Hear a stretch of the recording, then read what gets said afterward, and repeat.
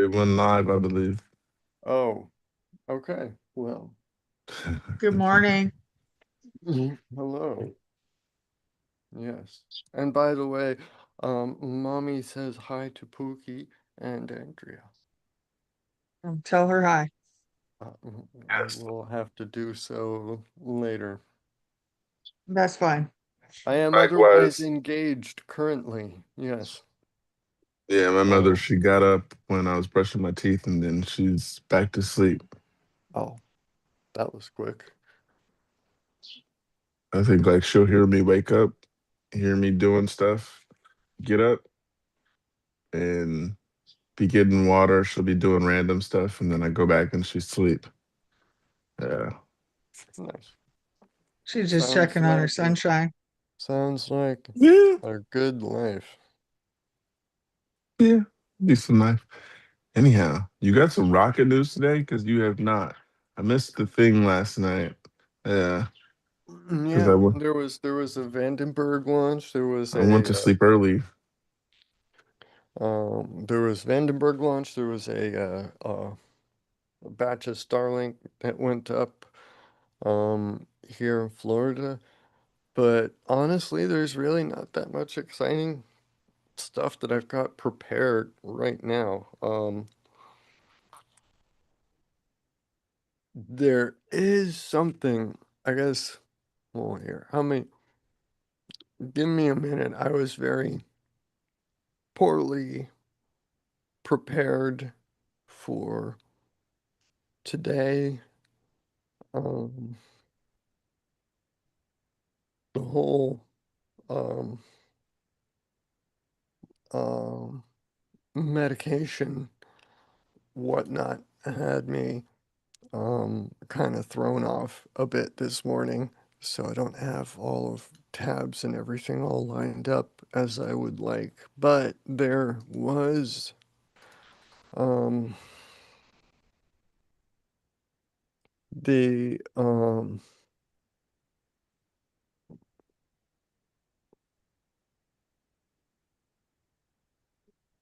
the Swift Space Telescope Observatory, um, Gamma Ray Observatory, uh, was um, it was launched earlier this year.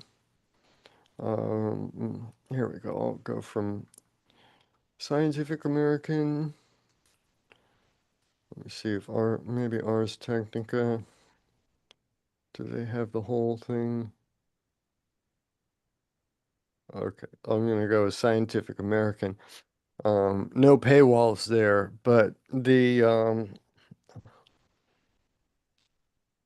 yeah, there was a space observatory that was launched, and it didn't quite get up to the level of orbit that it needed. So it was kind of on an inward downward trajectory, set to burn up, you know, millions, hundreds of millions of dollars invested in building this, you know, telescope and just, yeah, because a rocket mishap. So it's a little bit of rocket news, a little bit of sad rocket news. Um, but there was going to be a rescue mission to be sent up to like they were going to call a space tug, basically, kind of like a tugboat, go up and try to bring it up to a higher orbit.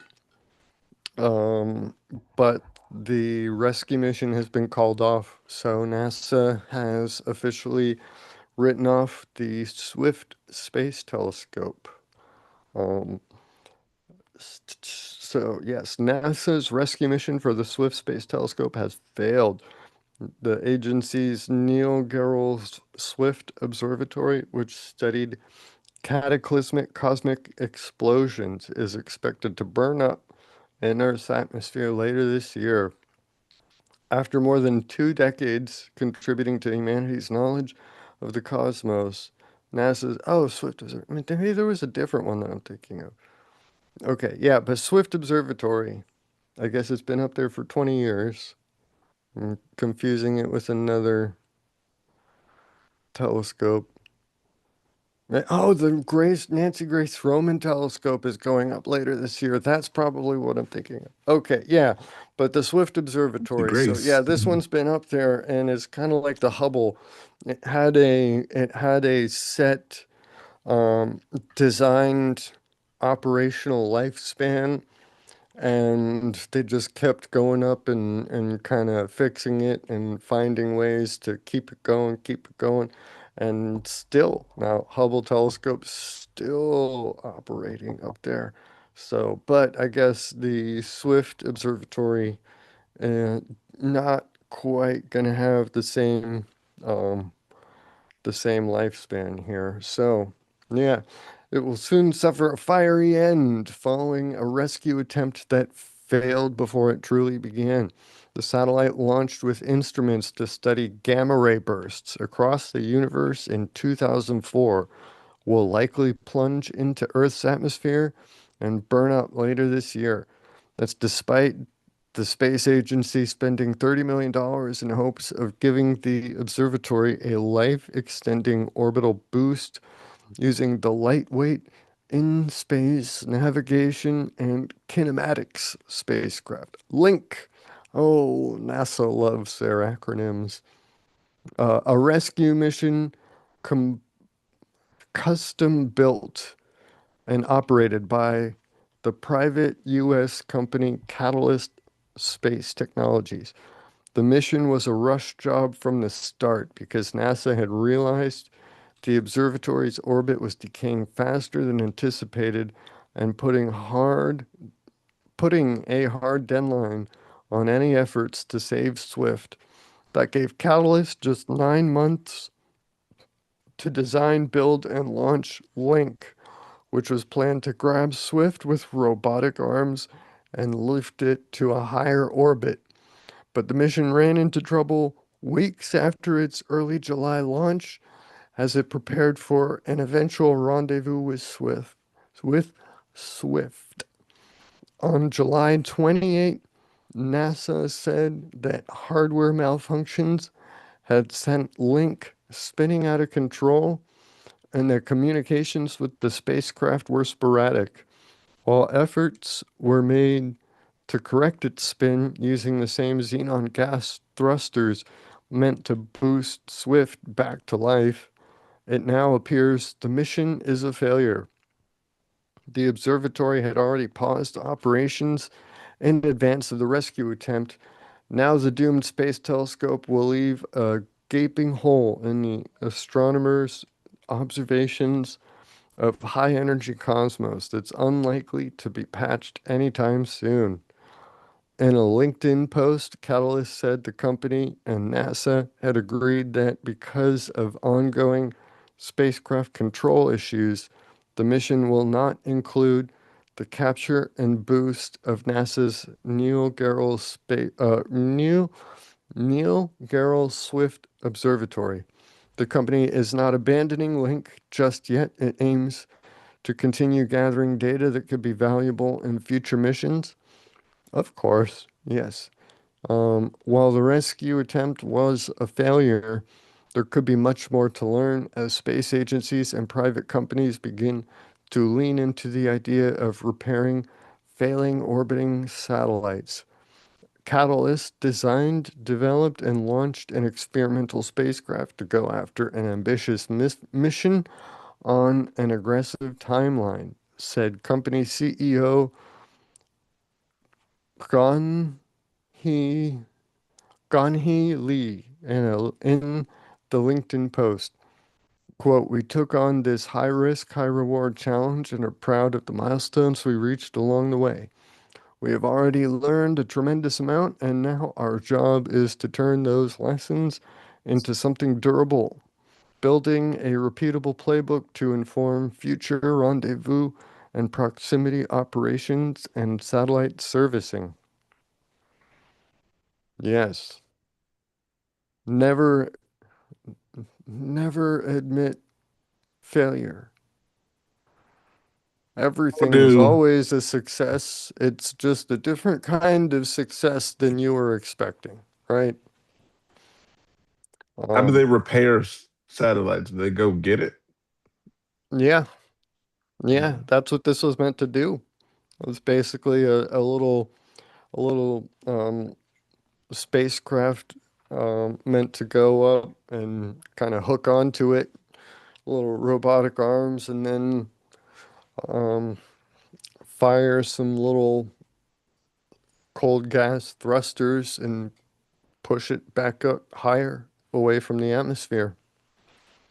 Um, which, it sounds simple enough in principle, right? You just launch a thing, go up there, grab it, and move it further out. But when you consider how many miles, how fast things are going, how small the target is in relation to how vast the universe is, um, there are many, many, many, many, many, like infinite ways that um, a tiny projectile like that, which is essentially what it is, it's launching a projectile that you have some control over with the thrusters, but it's just going.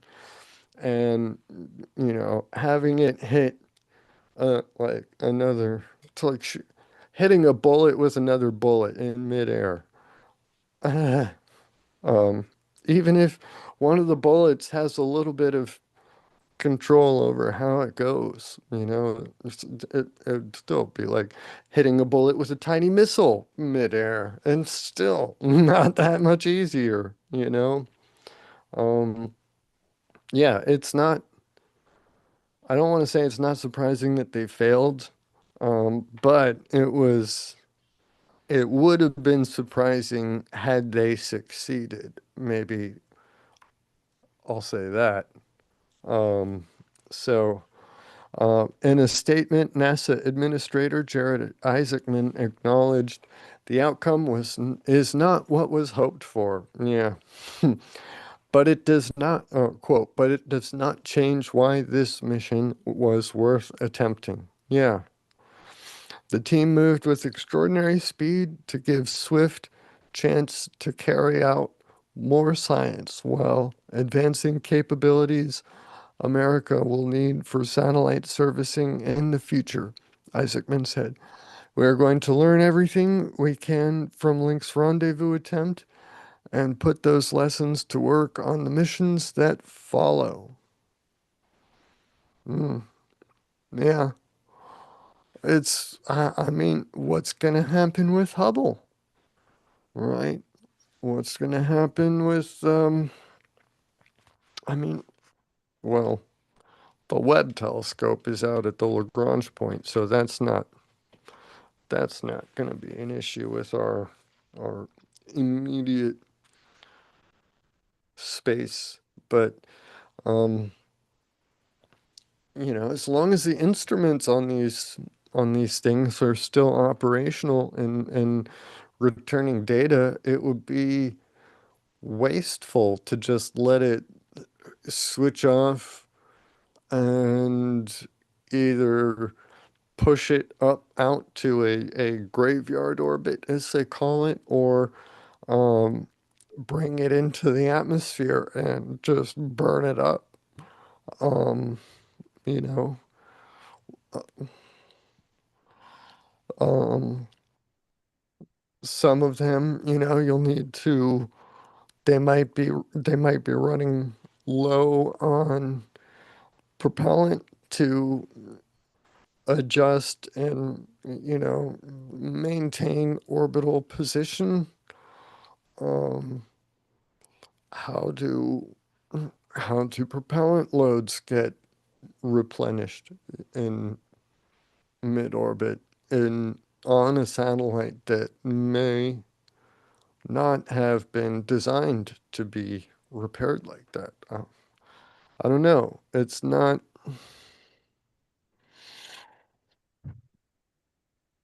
Oh, I don't. Hold on.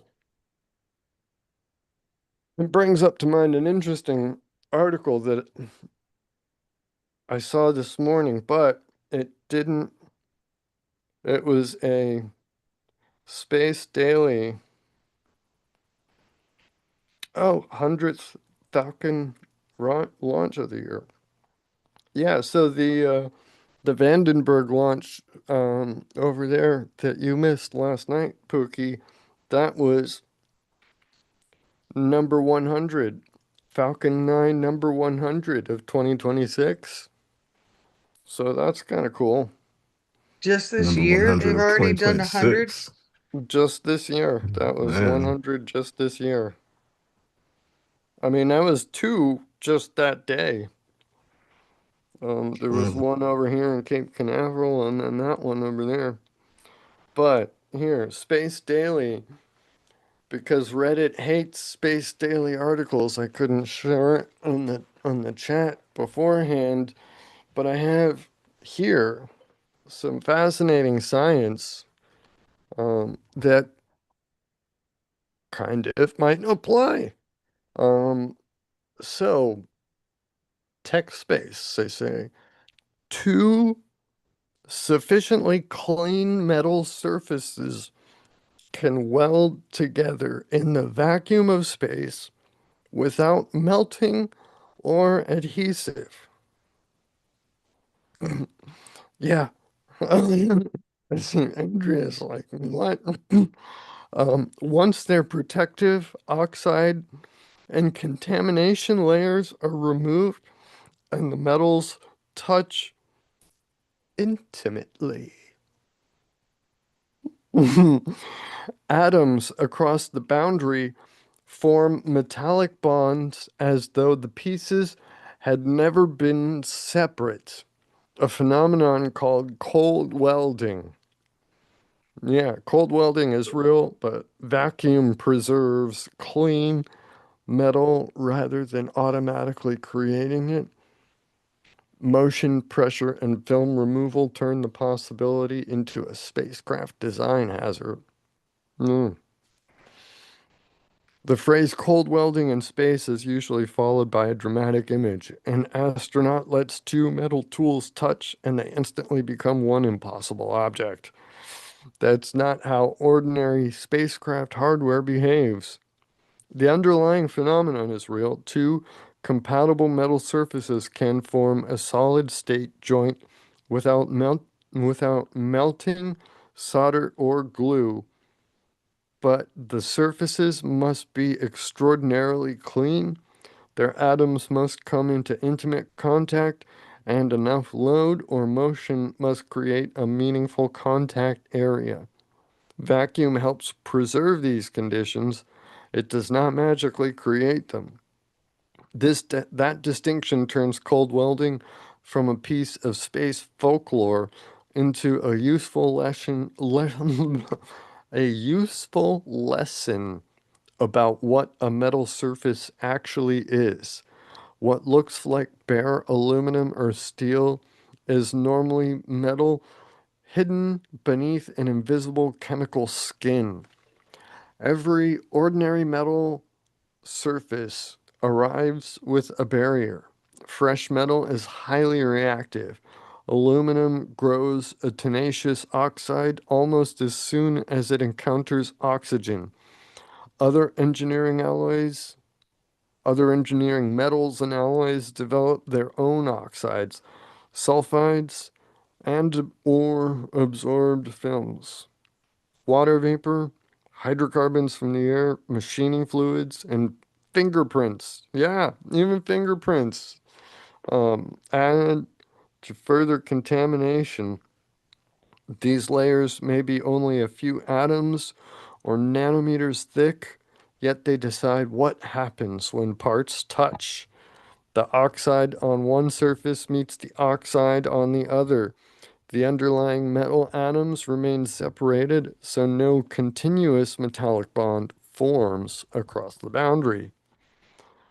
NASA experiments found that even one or two monolayers of coverage can interrupt metal-to-metal bonding.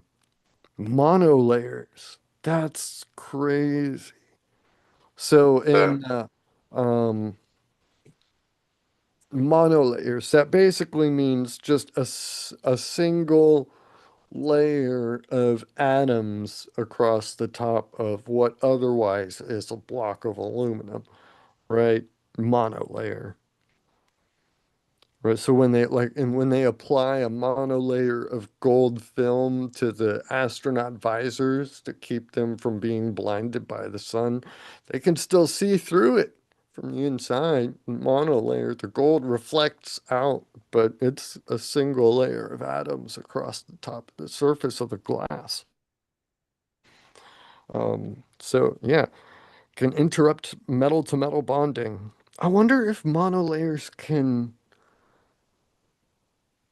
Like, what happens if the visors touch? Like, can a monolayer cold weld to another monolayer in space like that? If it's a clean, I guess it would have to depend on the material itself, wouldn't it? But gold does not form oxides. Gold is entirely non-reactive, which is part of why it is so special. You know, Just listening to you. what? What I feel happened? smart just listening to you. Oh, I'm Smarter. happy to Yeah. help.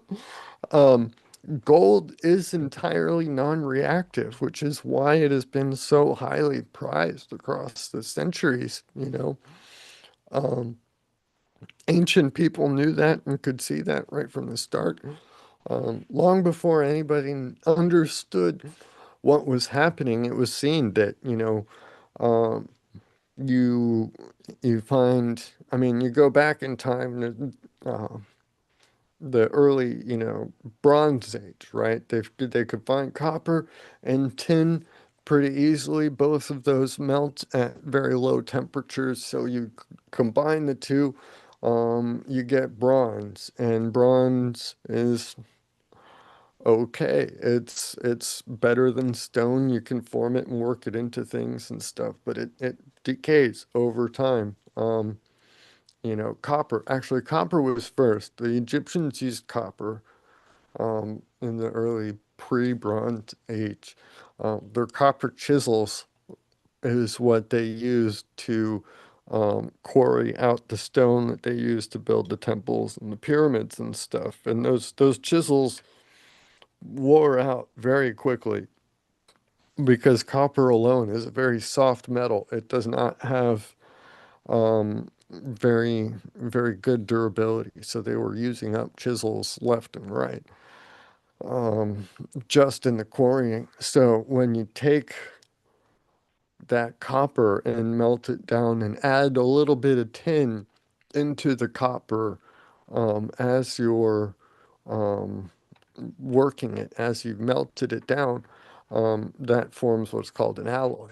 And that alloy we call bronze, right? Um, so if you've ever heard the word alloy and wondered, like alloy wheels being sold on cars, right?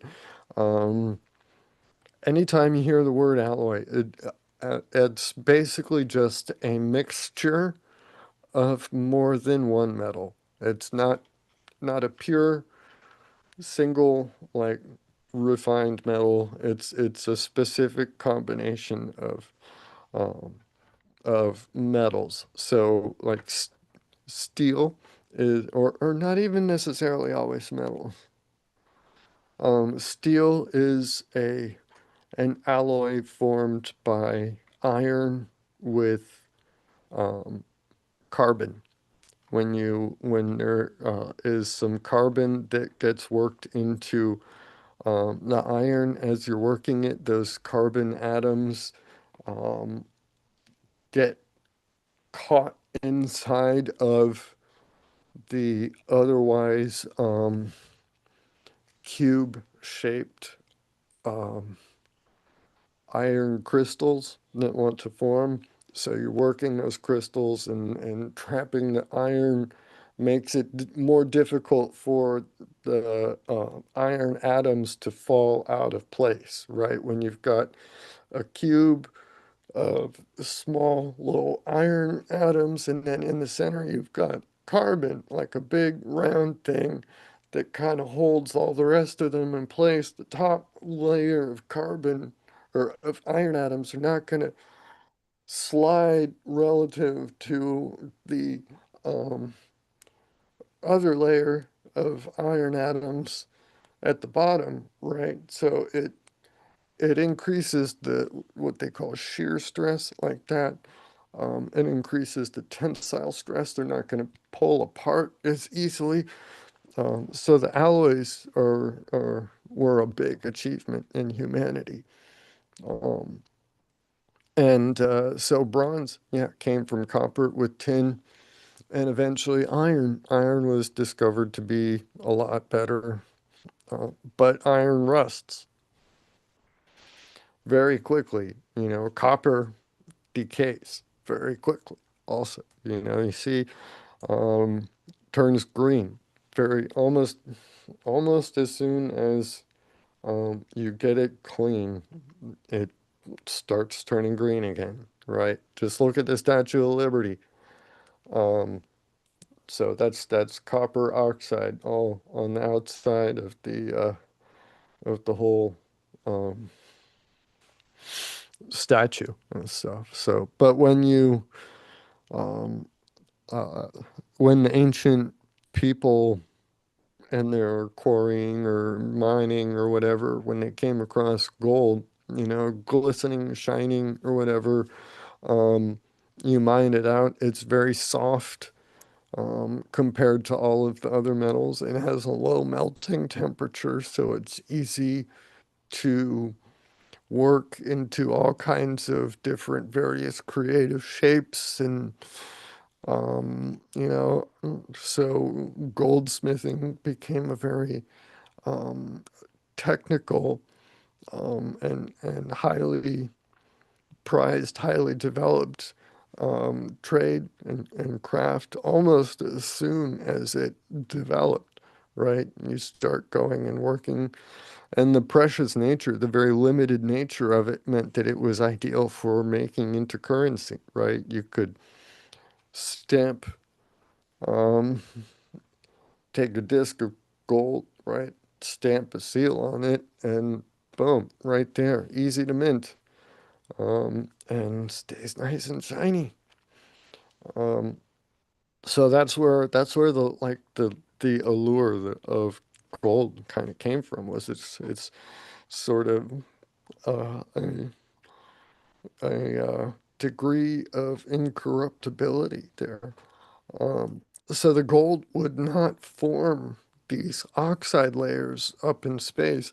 So in a vacuum, as long as you have a smooth enough surface of gold to be able to get them to have that intimate contact between metals, right? Um, yeah, there is no possibility of an oxide layer having formed on the gold to prevent the cold welding. So, uh, yeah, I don't know. I wonder if that's a possibility. If that's one of the sorry, I gotta turn this down a little bit here. Been fiddling with the recipe on this guy, and I'm not satisfied yet. But um, so cold welding, even one or two monolayers of coverage can interrupt metal-to-metal bonding.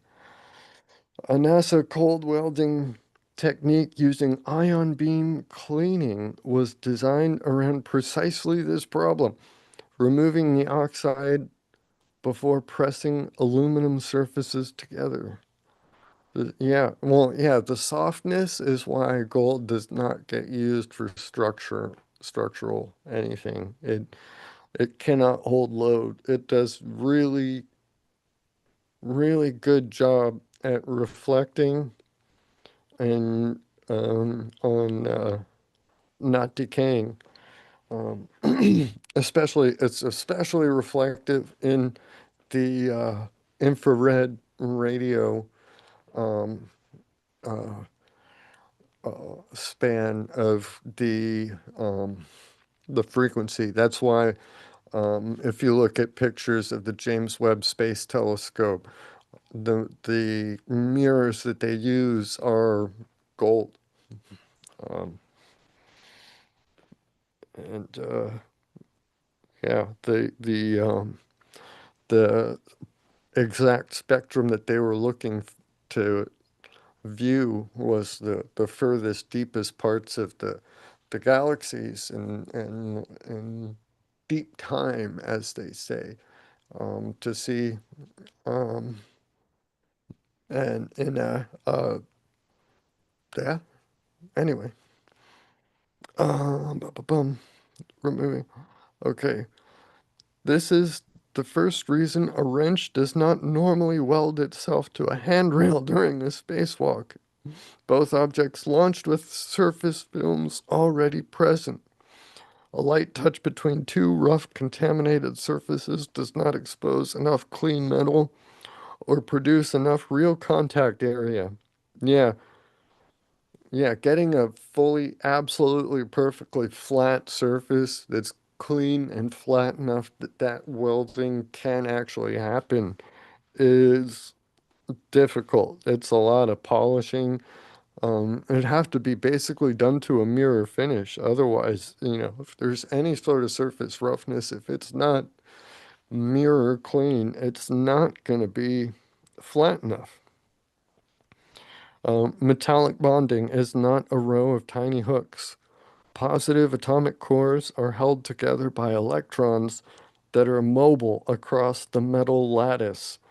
Bring two chemically clean, compatible metal surfaces to atomic separation, and the electrons can extend across the interface. Basically, the one layer of metal, it has its atoms, nuclei there, and its electrons out floating around. So you bring them close enough that the one layer of atoms and the other layer of atoms nuclei are both basically sharing electrons. They're both, the electron range of the one atoms is within the electron range of the other atoms. So the nuclei don't really bother telling the difference as long as the charges all add up to zero, right?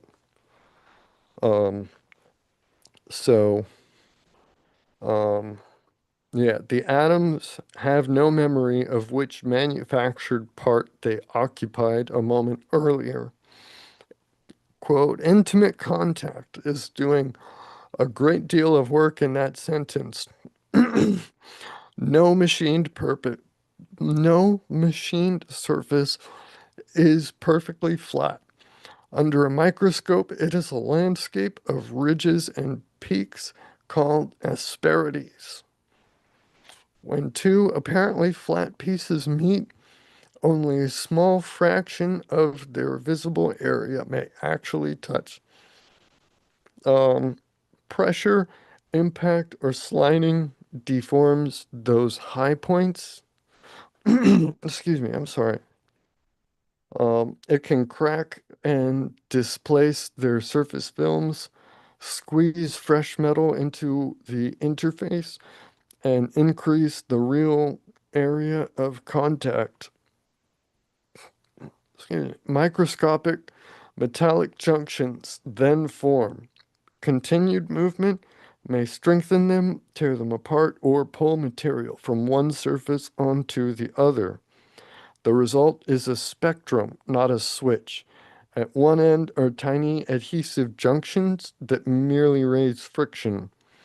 At the other is enough bonded area to seize a mechanism or create a deliberate solid state weld. Material pairing, crystal structure, mutable solubility, temperature, pressure, roughness, time, and sliding history all influence where an interface lands on that spectrum. Vacuum preserves a clean surface. It does not necessarily produce one. On Earth, a patch of exposed metal quickly encounters oxygen, water vapor, and organic molecules. Its protective film begins rebuilding. Yeah, immediately. The immediately isn't in the article. It's just I want to emphasize immediately. You polish some metal, and as soon as as soon as you finish the polishing, it is already started reforming that film, unless you have done all of that work in space, which is what they're talking about. The supply of those in the high vacuum of space, the supply of those molecules is drastically reduced. Once rubbing or another process uncovers fresh metal, the clean patch may remain available for bonding much longer. But simply leaving a finished component in vacuum does not reliably strip it bare. A detailed NASA assessment of on-orbit cold welding concluded that metal surfaces exposed only to the space environment were unlikely to become clean enough for cold welding within a practical mission lifetime unless mechanical or electrical effects accelerated film removal. So, yes, detailed NASA assessment. So big bureaucraties language for you gotta clean it up there or it's not gonna get clean enough. Um, Spacecraft also outgas. Polymers, adhesives, and lubricants release molecules that may settle elsewhere, adding contamination rather than removing it. In low Earth orbit, atomic oxygen, ultraviolet light, shadowing, and local geometry may further complicate what. Oh, they dropped that Oxford comma. Low Earth orbit, comma, atomic oxygen, comma, ultraviolet light, comma, shadowing, comma, and local geometry further complicate what any particular surface experiences. It's not shadowing and local geometry. Yeah. Um, and an early 14-month. Why is that still making me angry? An early 14-month orbital friction experiment moved 16 representative spacecraft material couples against each other. Its central result was that surface-to-surface sliding controlled the friction behavior, while passive time in vacuum did not. The dangerous recipe is therefore not metal plus space. It is exposed metal plus sufficient pressure and relative motion with vacuum preventing fast repair of the protective skin. The real danger lives inside the moving mechanisms.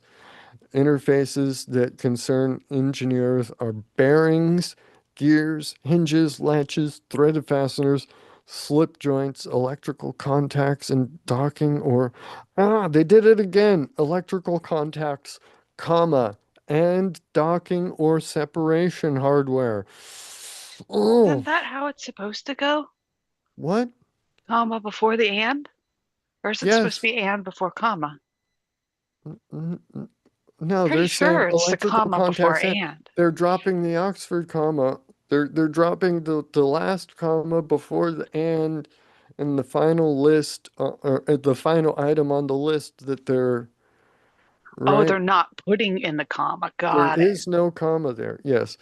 Yes, I see how you the would get annoyed. interfaces that concern engineers are, so the list: bearings, comma, gears, comma, hinges, comma, latches, comma, threaded fasteners, comma, slip joints, comma, electrical contacts and docking or separation hardware. No, it should be slip joints, comma, electrical contacts, comma, and docking or separation hardware.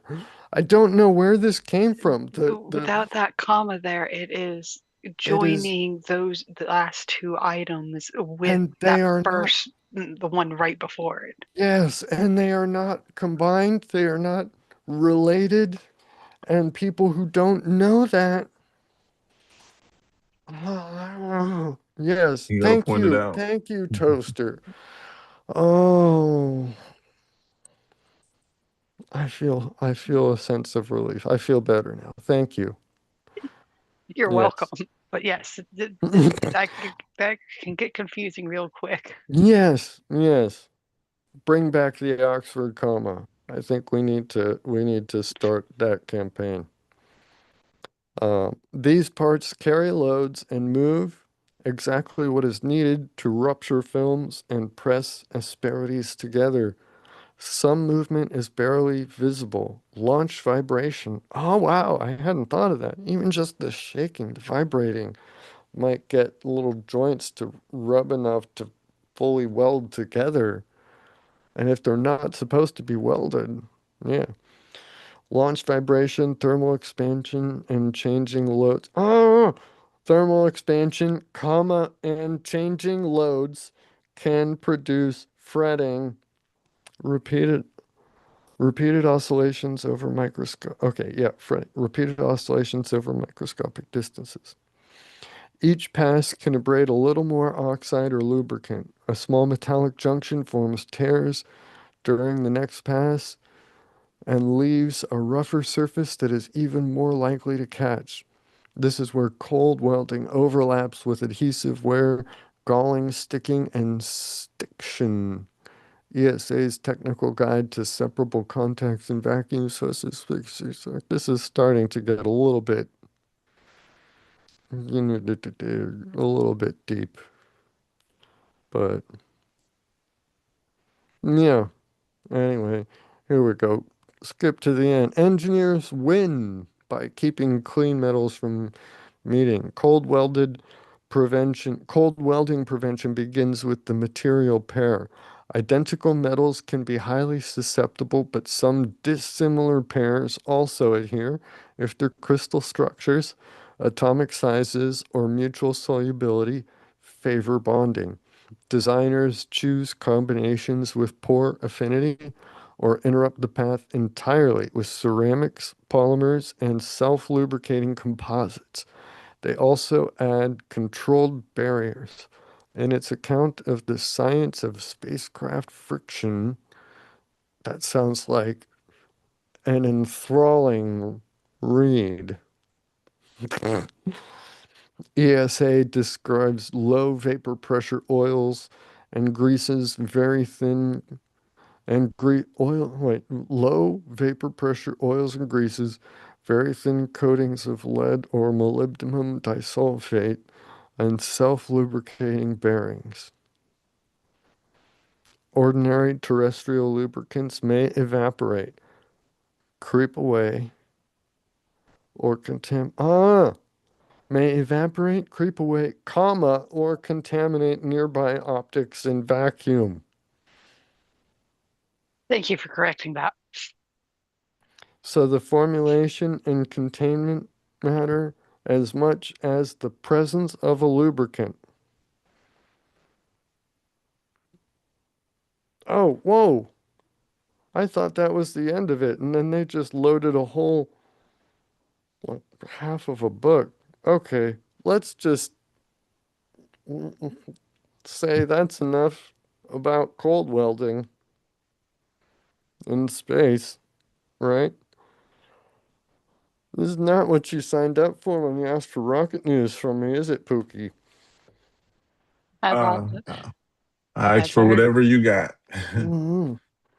Uh, Well, one quick side note, sort of, I mean, it's not cold welding, it's kind of in the realm, it's an interesting fact or interesting phenomenon as yet unexplained, but um yes, there is a phenomenon called ringing gauge blocks. So gauge blocks are in the field of metrology. They're basically these very, very, very, very precisely machined parts that are, made to exact thicknesses or whatever so that you can slip them in or, use them to measure the height and size or whatever of a to a level of like down to the nanometer scale, right? Fractions of a millimeter. So these gauge blocks are machined so smooth. I mean, you have to handle them with gloves. They have to be kept in because any tiny little bump, any dent, any scratch, anything, any film on them can mess things up, as we've just learned, right? So the gauge blocks, um, when you take two of them, you can put them like kind of perpendicular to each other and stick them close and turn, and that rotation, right? Basically, it'll kind of um, push out any air between them, and they'll stick together like is that magnets. how cold welding works? No, I mean, it's not really cold welding. We don't, it's as yet unexplained. It's not exactly um fully settled why it happens. But if you go here, let me see.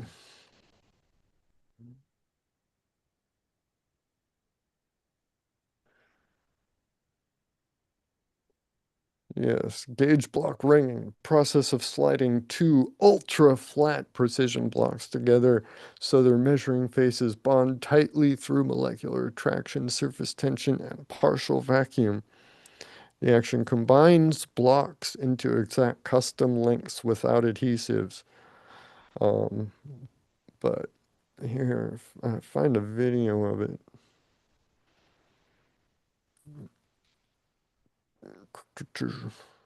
Sorry, it kind of sounds Minecrafty to me. Yeah, um, here. Um, there's a 45-second. So the guy kind of, he's, why is he, why is it so quiet? No, I don't know. I just can't waiting for you. explain. But yeah, it's like a quick 45-second long video. I can see the guy talking, but the audio isn't playing for me. I don't know why. But I just got to the point. Yeah, he ringing, and then they stick together, and you can see. So it's yeah, it's fascinating. And they're not cold welded. They snap back apart. Yeah, I just saw So that part. the primary mechanism, the reason that it happens is not settled. Magnetic. I mean, there's theories, there's contributing factors. I mean, there's, all this, but there is no fully defined, settled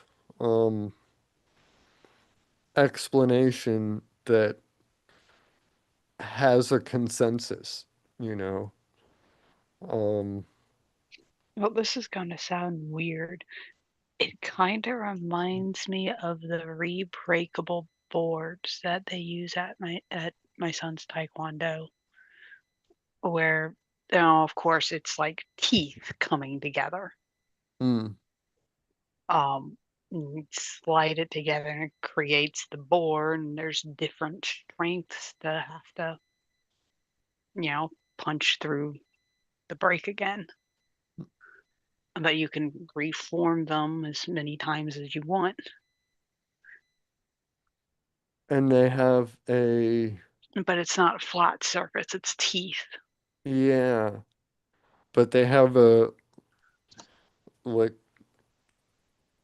different levels of Yeah, them, different amounts of force that is, and needed. like set established amounts of force that each of them take to break through.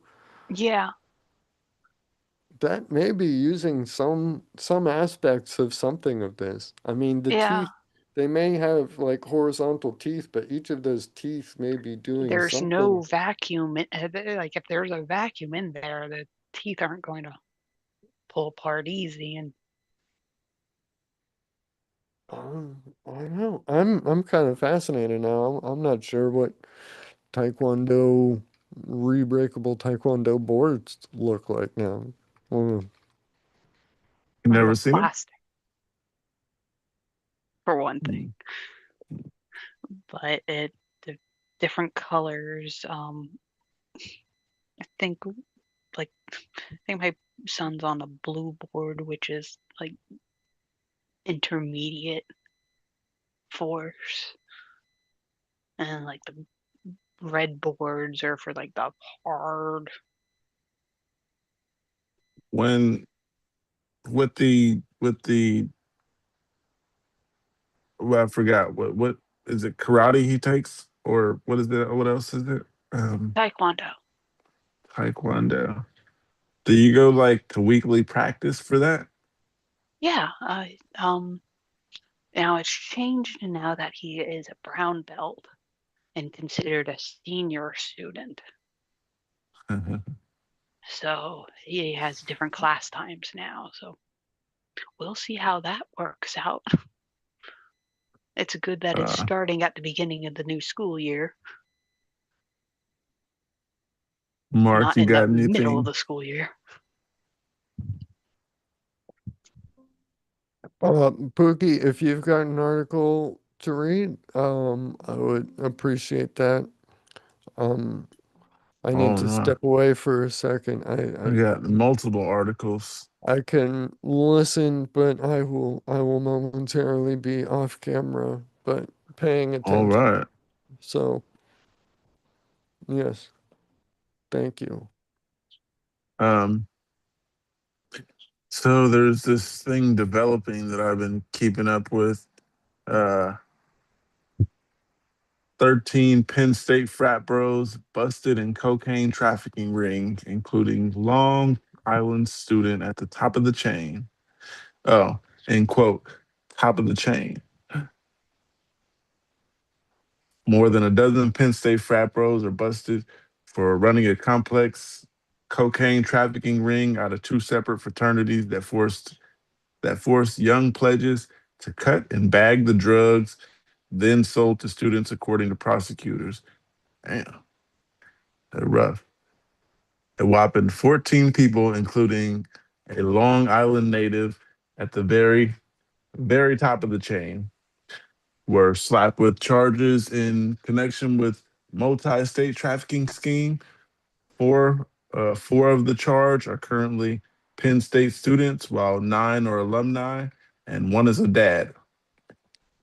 The fraternity Sigma Chi or Chi, Sigma Try. Chi, and Delta Upsilon, um, reportedly coordinated with suppliers in New York and Philadelphia, trafficking in the coke and distributing it mainly to Penn State students.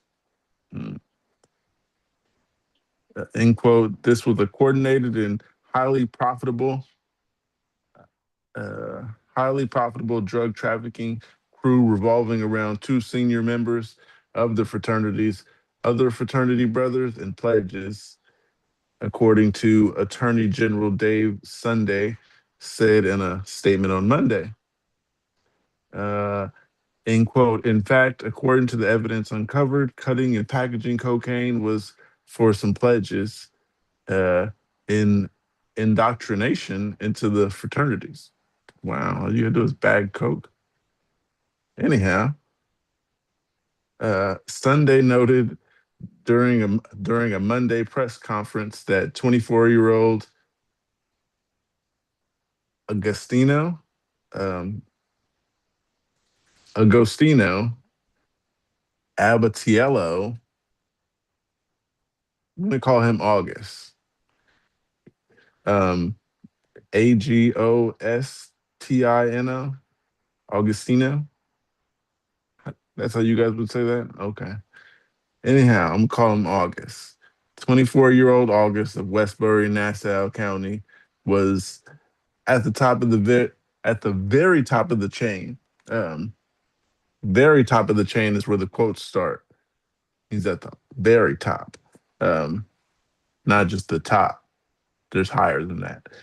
Anyhow, August and Thomas If this was Robinson. a book, he would have all guy. Your voice went out real Shutting quick. up now. Say that one more time. I need you one more time. I kind of went out. Sorry. If this was a book story, he would have just been fall guy and the villain is still out there. Oh man, yeah. This has 4 article updates. Yeah. Um. Anyway, I mean, anyhow, August and Thomas Robinson of Sigma Chi and Delta Upsilon fraternities, respectively, were the main suppliers in the scheme, and Sigma Chi, right? yeah, were the main CHI. suppliers in the scheme. And August frequently traveling to New York to acquire large quantities of cocaine between 2023 and 2024, the investigation found. August allegedly distributed cocaine as recently as February 2026, according to court documents, when he learned law enforcement was interviewing individuals about Penn State drug dealing. He reportedly, in quote, begged them not to talk about his involvement. Um, the cocaine was cut and packaged primarily at the off-campus Delta Upsilon and Sigma Chi. You did say Chi, right? Sigma Chi fraternity houses before being distributed mainly to Penn State students. August, Robinson, Muhammad, and Lars face felony charges, including corrupt organization, conspiracy, and dealing in proceeds of unlawful activity. A second Long Islander, Robert, 24 years old, Manhasset, of Manhasset, is also charged with felony conspiracy and criminal use of a communication facility. Also charged with misdemeanors are Liam Smith, Michael Brogno, Caden Howe, Connor, Seth, Kyle, Daniel, and Charles. They got some different wild last names. Where is Penn State? It's in Pennsylvania, I'm assuming, right? Uh, Yeah. okay, yeah, because they were going back to New York, so pretty close. Anyhow, Paul Robinson, Thomas's father, is charged with felony tampering, hindering apprehension for taking steps to conceal evidence, including a safe containing drugs and cash, and obstructing the investigation. Mm. Penn State has since suspended Delta Upsilon while it investigates the frat, and Sigma Chi is not recognized by the university and operates outside of its supervision.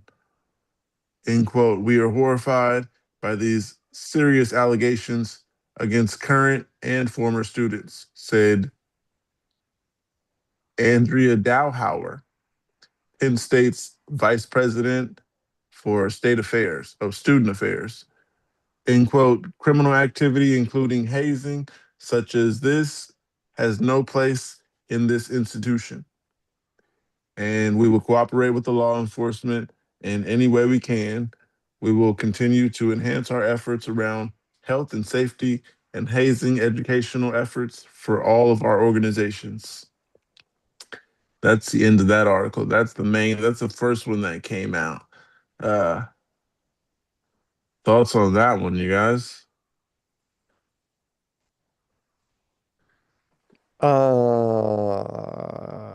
Never really.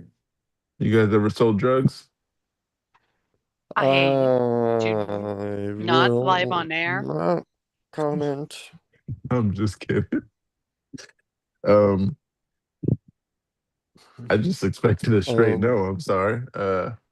Um, Hey, high school was stupid. yeah. I mean, not saying no isn't a yes, also. I mean, You're right. Not saying no isn't a no either. And so are college students. I'm sorry.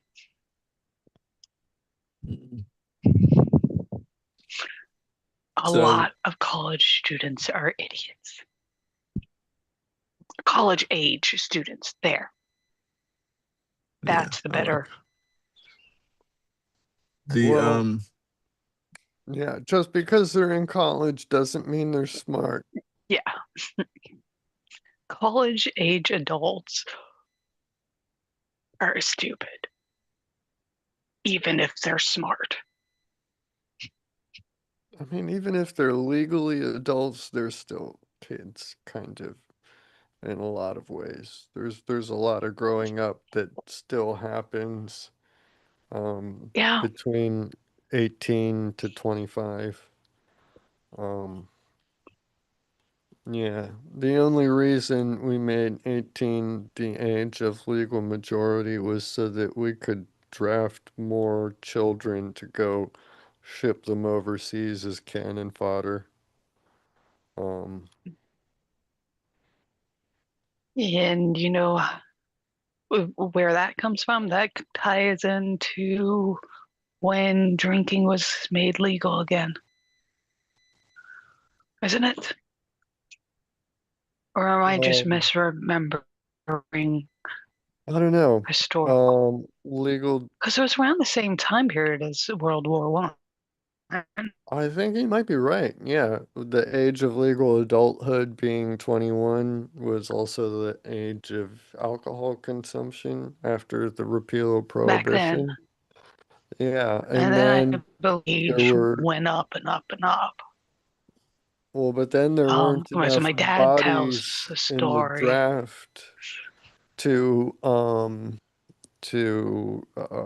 fill out the ranks for World War One and Two, or I don't know. Actually, I kind of want to. I'm not sure. I'm gonna have to look that up now because my impression was that they reduced it specifically so that they could draft more.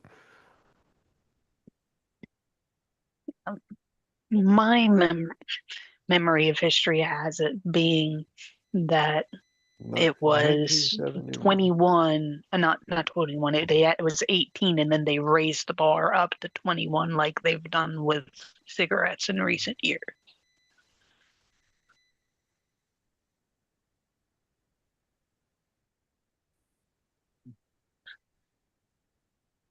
um, yeah, were you guys had something to do with that, or were we keep going? Oh, tangents, but I don't have internet access. I'm running off cell signal still.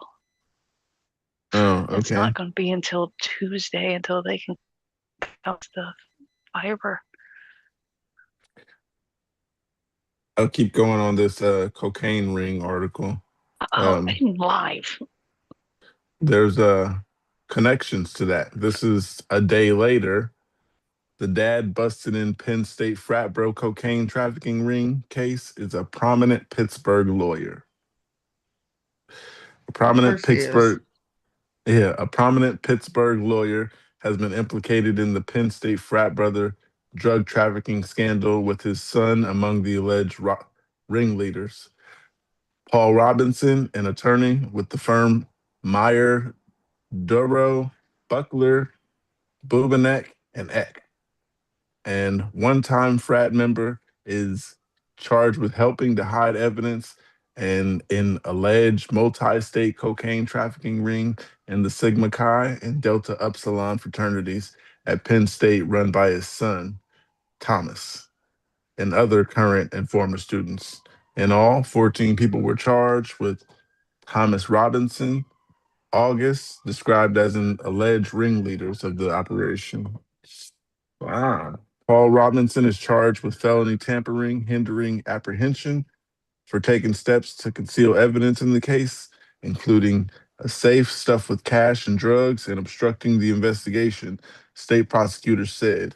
The elder Robinson earned a bachelor degree from Edinburgh University of Pennsylvania and a law degree from New England School of Law in 1992, according to his company profile, which also lists Thomas as one of his children. He was a treasurer for Delta Sigma Phi as an undergrad and a member of Phi Alpha Delta while in law school, according to his LinkedIn profile. He was admitted to the bar in Pennsylvania and West Virginia and specializes in transportation, commercial, construction, and insurance law. He is currently a managing attorney at Meyer, Duro, Buckler, Bubenek, and Eck, based in Pittsburgh. In a statement, the law firm told the Post it is aware of the charges filed against Robinson. End quote. The allegations concern Mr. Robinson individually and do not involve the firm, its clients, or our legal services provided by the firm. The statement continued. The firm is reviewing the circumstances surrounding the matter. Penn State announced Monday that it is placing Delta Upsilon on interim suspension while an investigation is conducted, but said Sigma Chi operates outside the university's oversight. Prosecutors claim Thomas Robinson, a member of Delta Epsilon fraternity, um, Upsilon fraternity, and Nassau County resident August, a Sigma Chi frat brother, were the alleged ringleaders of the drug trading enterprise. Um, August, 24, lives in a spacious single-family home in Westbury, valued at 1.4 million, according to property records. The frats allegedly coordinated with suppliers in New York and Philadelphia. They're moving big. Once Robinson was busted, the alleged dealer told authorities August sold him batches of cocaine up to 1 kilo for as much as $22,000. So you got to consider these fraternities when they say, such and such fraternity at Penn State. That same fraternity operates chapters at colleges all over. And they consider any and all members, brothers, frat brothers, even if they weren't class of, Understandable. such and such. So yeah, it's a national network. Not that the whole, definitely want to disclaim. Not that all of every chapter, not that this entire national fraternity organization is a smuggling and distribution ring, right? But fraternity members will be in touch with other fraternity members who have reached high positions in various locations all over the country. So, yeah. New York and Penn State, I think, is in Philly. I don't know. Um, but even if it isn't in Philly, Pennsylvania is so close to New York that it's not surprising that, you know, um, things happened in New York in relation to this story as well. So, end of my interjection there. All right, I finished the article. End quote. We are horrified by these serious allegations against current and former students, said Andrea Dower, Vice President for Student Affairs at the college. Criminal activity, including hazing, such as this, has no place in our institution, and we will cooperate with law enforcement in any way we So, can. We will continue to hazing enhance our such as, efforts. sorry, What? sorry, continue Oh. We afterwards. will continue to enhance our efforts around health and safety and hazing educational efforts for all of our organizations. The charges were announced Monday by Pennsylvania Attorney General Dave Sunday, who called it, end quote, a coordinated and highly profitable drug trafficking crew involving frat brothers and their families. In a new press release, the Attorney General said August surrendered Tuesday morning and was arraigned. We are pleased to report that the most significant members of the cocaine trafficking organization are accounted for, and we will have their fair process in court. Sunday said on Tuesday.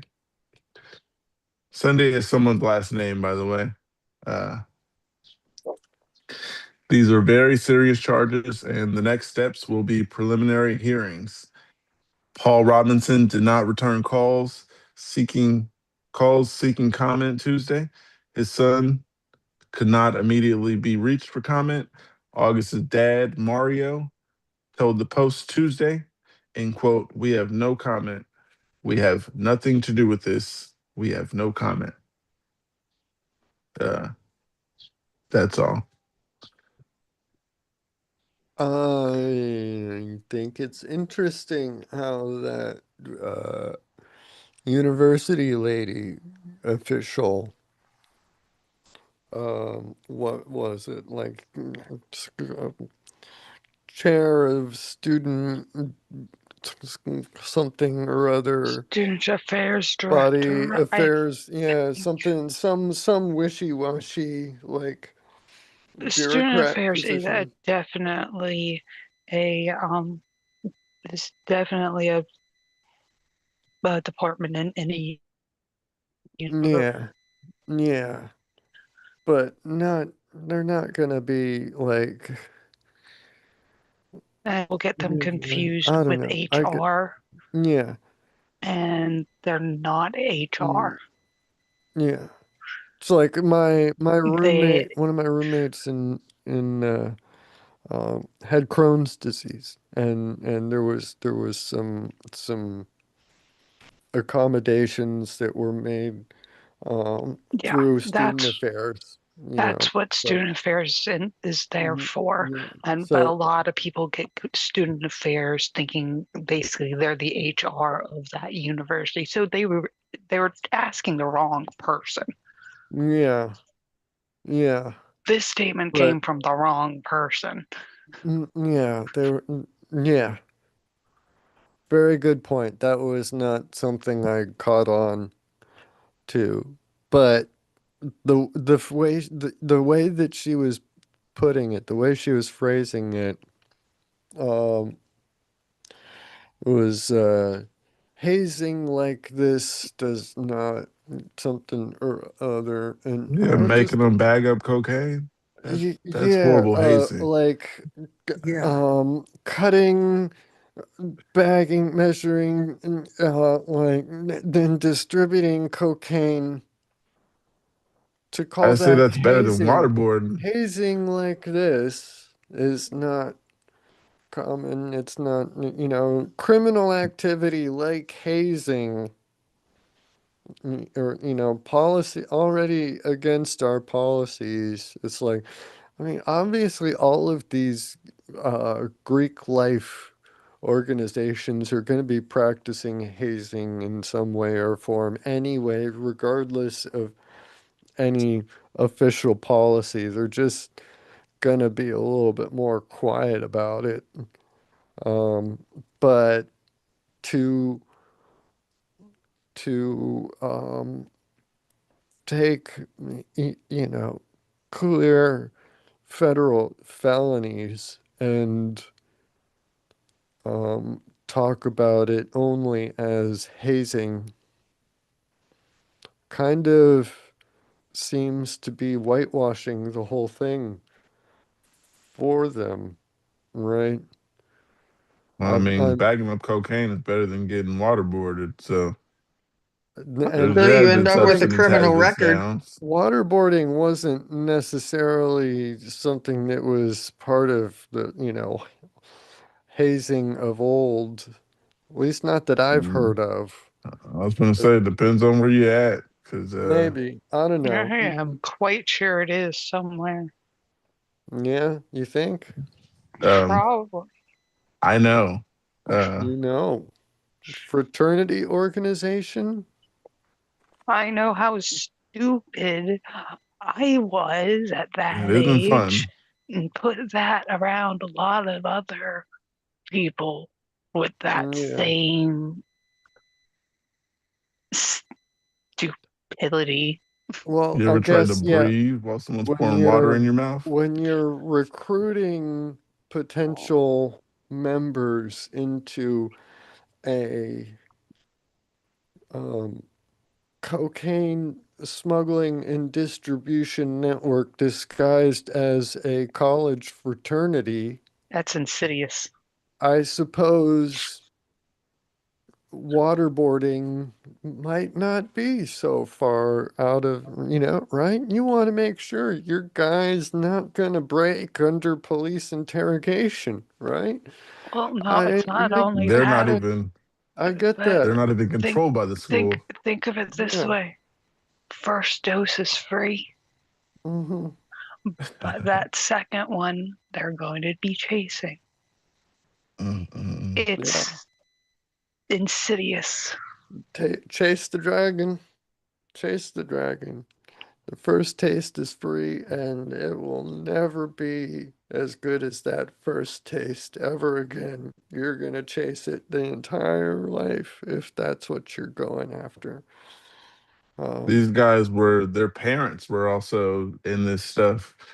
These are like yeah, passed down of course. generations. Of And they're course. also not controlled by the Because it's school. generational. These fraternity organizations, it's a whole good old boys network and stuff. And his Hey, dad became a lawyer. you're a what, Sigma Chi? I'm a Sigma Chi too. Hey, we're brothers. Do you know my dad?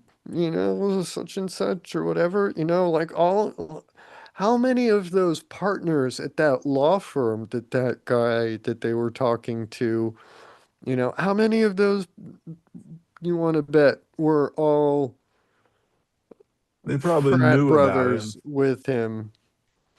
We're all, in that Well, that 14 of them are definitely involved.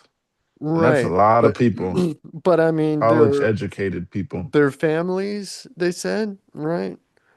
Um, which parents, dads, I know, definitely Uncles encourage. can get it's just any familial tie. Well, dads Yeah. definitely encourage their sons to follow into the same fraternal organization. And, so why would it be unreasonable not to look at the fathers also? I Yeah. think perhaps They these. got a lawyer now, though, Well, of course. a good And one. how much you want to bet their lawyer is a frat brother too? Yeah. They said he Giving became them a prominent lawyer, one of their giving dads, and them he's part of it. the the frat Wouldn't there bro. be a cause to dismiss that particular lawyer for Conflict of interest. yeah, No, no, not necessarily. He or is that graduated only with a on he graduated with a the law judge's degree. side? I don't know. Maybe. Uh, If the I don't. Well, judge is a brother or member, That would definitely long-standing be a member of conflict of one of interest. that would be dismissed for sure. But I don't think that having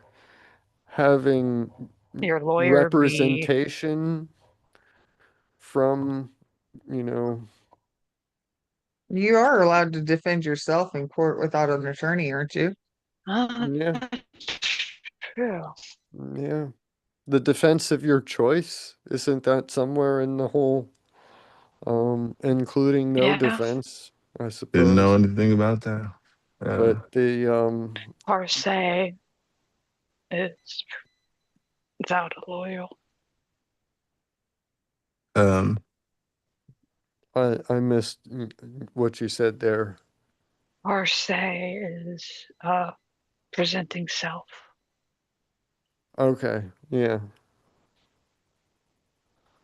um,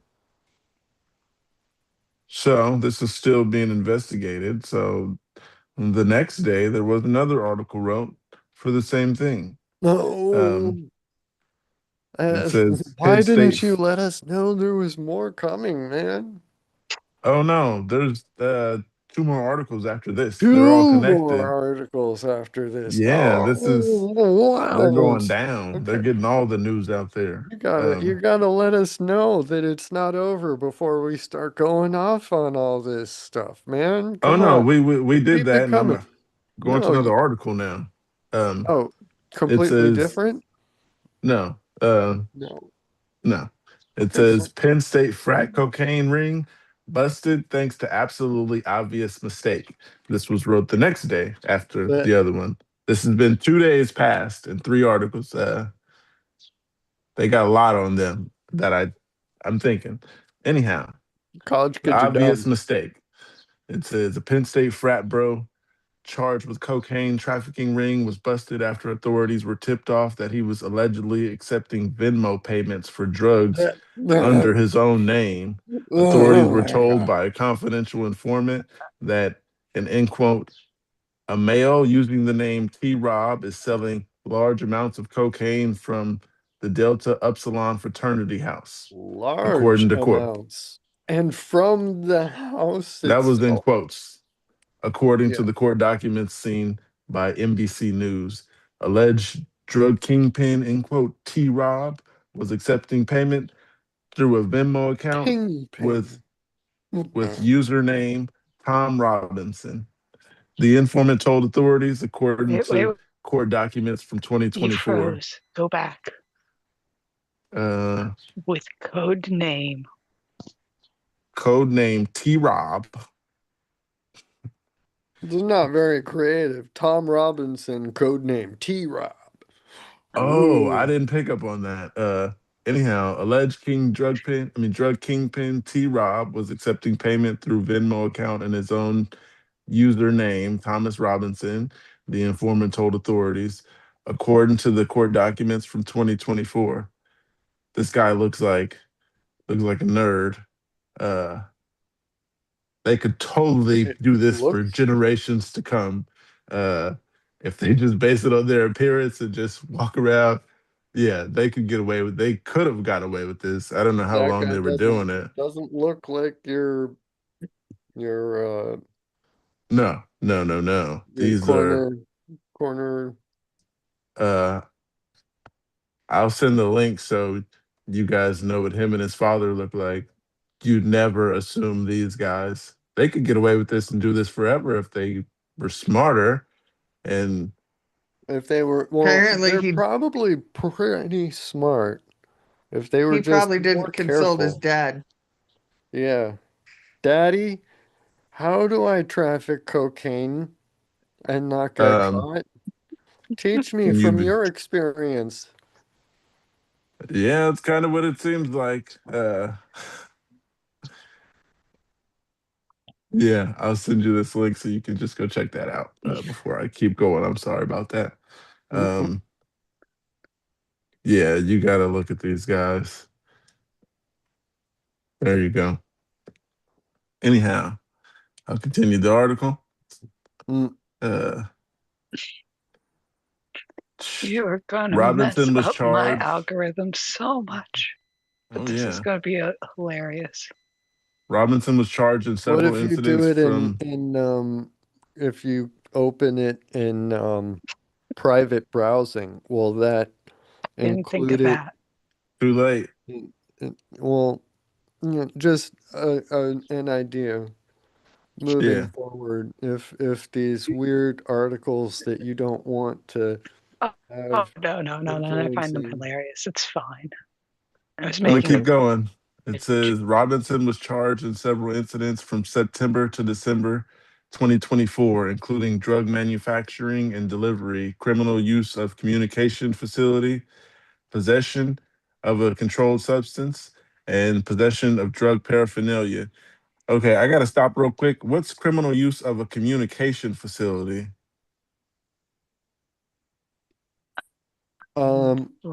Using Probably a the communication student facility library. to do criminal things. Hmm. Um, Library on campus, anyone? oh yeah, hell, Oh, meet you, me at the library on campus. Easy place to do it. yeah, Your or backpack is on row 3. sending Buy the children's messages, books. using library computer for Okay, anonymity to keep it separated from your personal devices. I mean, that is very smart. I'm I thinking Is that it the library though? is considered public. Yeah. Well, yeah, that wasn't smart. Penn I don't think State. that. Is Penn Station considered a private university or a public university? Since it says State run. state, Unsure. I think it's Pennsylvania Then yeah, then anywhere on campus would public be property. considered public. Anyhow, it says he was tasered and taken into custody while a search of his dorm was allegedly turned over 8 grams of cocaine, almost 8 ounces of weed, and more than 200 amphetamine and dextroamphetamine pills, according to the complaint. I mean, eight A ounces of weed is kind of just a Eh. heavy afternoon. yeah, a Kimber 45 caliber handgun was also allegedly found in a safe above his mini fridge. Well, that shouldn't be on campus, period, but Following his definitely arrest, not around Robinson, gun, like drugs too. But I mean, yeah, these uh, guys, they could have got away. Anyhow, following his arrest, Robinson reportedly ratted on his alleged supplier, fellow of student, course he did. fellow Of student course. August, a member of Penn State Sigma Chi. Uh, August and T. Rob reportedly, oh, in quote, T. Rob reportedly met through one of Robinson's fraternity brothers who was already allegedly dealing drugs, according to filing on August seen by NBC News.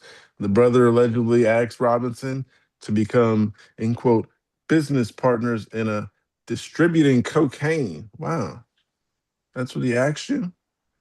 Um, in July 2023, according to the filing.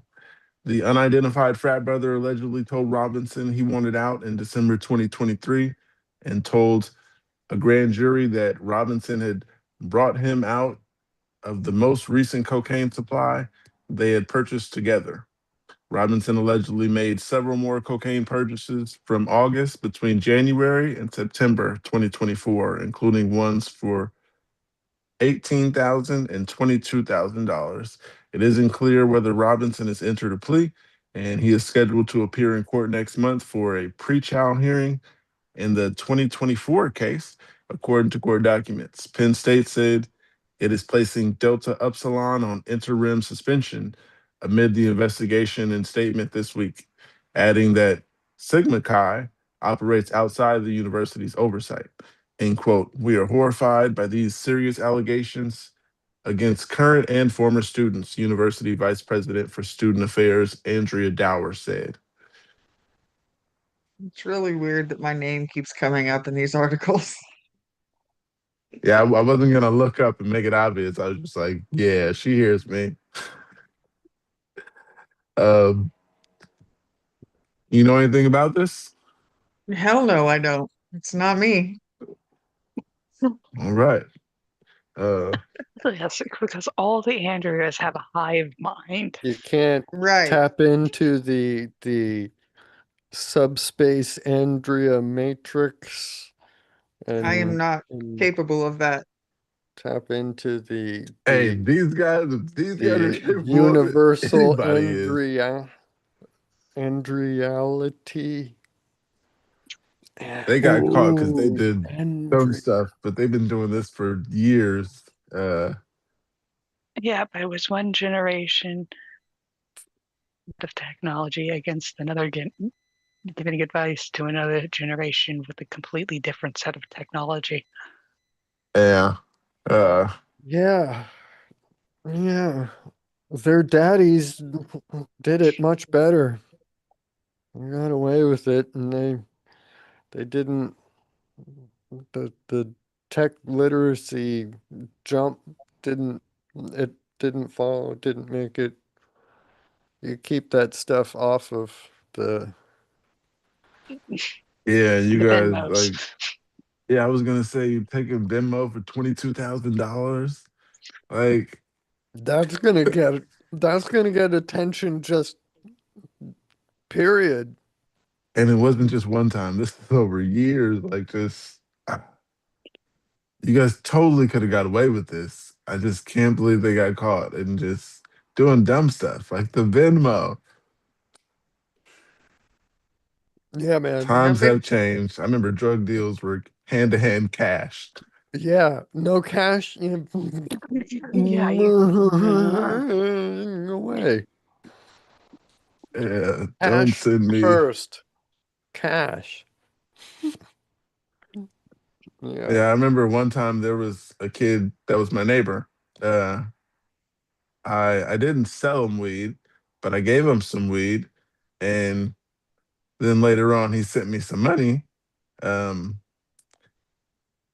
and yeah, he put a Out of tree, generosity. but you have to have a reason. So he put the tree emoji, and I'm like, come on, man, you gonna get somebody sent to jail and wrapped up for some shit that didn't happen. Um, Yeah, man. Next time, just just straight send up the come money and out put and say few letters. lawn services, tree trimming. You could just put milk. It doesn't even have to be tree trimming. They're gonna try to connect it you somehow, don't some even way. have to put a reason. Thanks. Yeah. Yeah. Anyway, no, you do. It Oh says yeah, you do. Yeah, you yeah. I do have to put a remember now. reason. I always put like ABC, XYZ. When I send to my mom, I put flowers as the reason.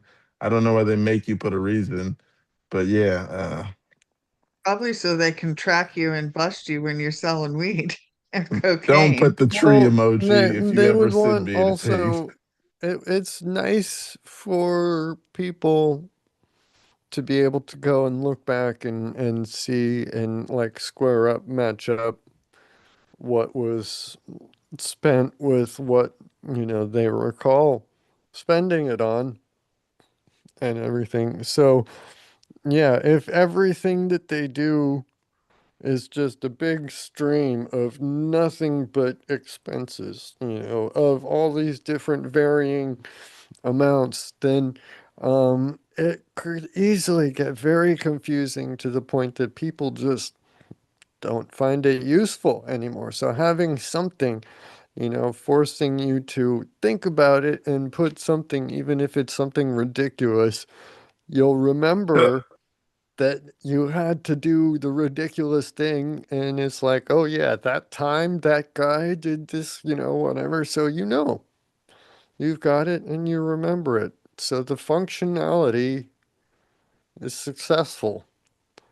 Um, I mean, it's not that Not that abnormal if you go back in time and look at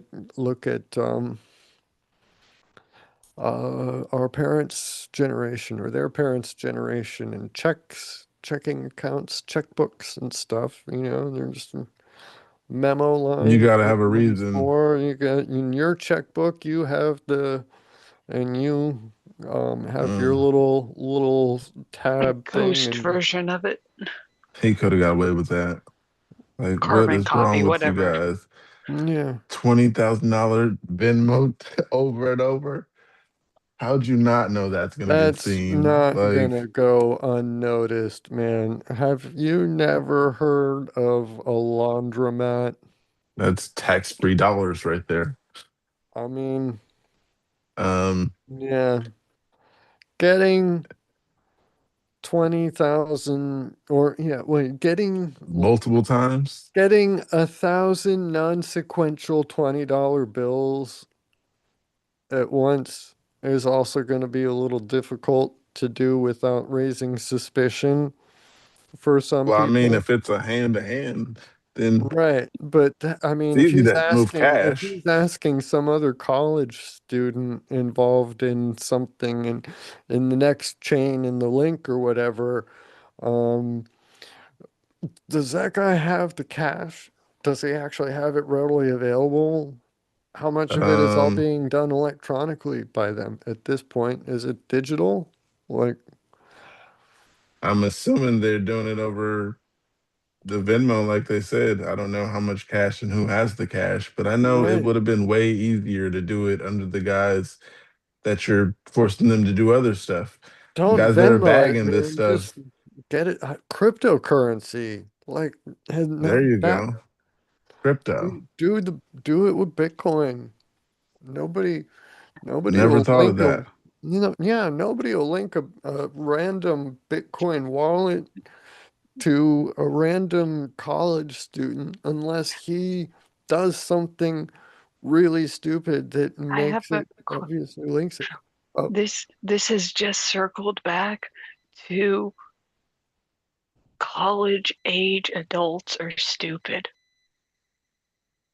Yeah, I forgot how old it said they were, but yeah, just Their small frontal lobes have not developed. yes. small mistakes will get you in prison, as we see. Um, but it gets worse. Oh, yes, there's another one, isn't there? One more? Yes. This is later on the same day as the last article. It says the accused ringleader of cocaine trafficking operation at Penn State University called in unpaid debt to force his frat brother to peddle drugs for him, according to court documents. August, a 24-year-old alumni from Long Island recruited his Sigma Chi frat bro to sell coke for him by calling in a $1,500 loan for a spring break trip he couldn't repay, court papers claimed. Lars, one of one of more than a dozen current and former Penn State students charged in the conspiracy, claimed that August allegedly trapped him into joining the scheme.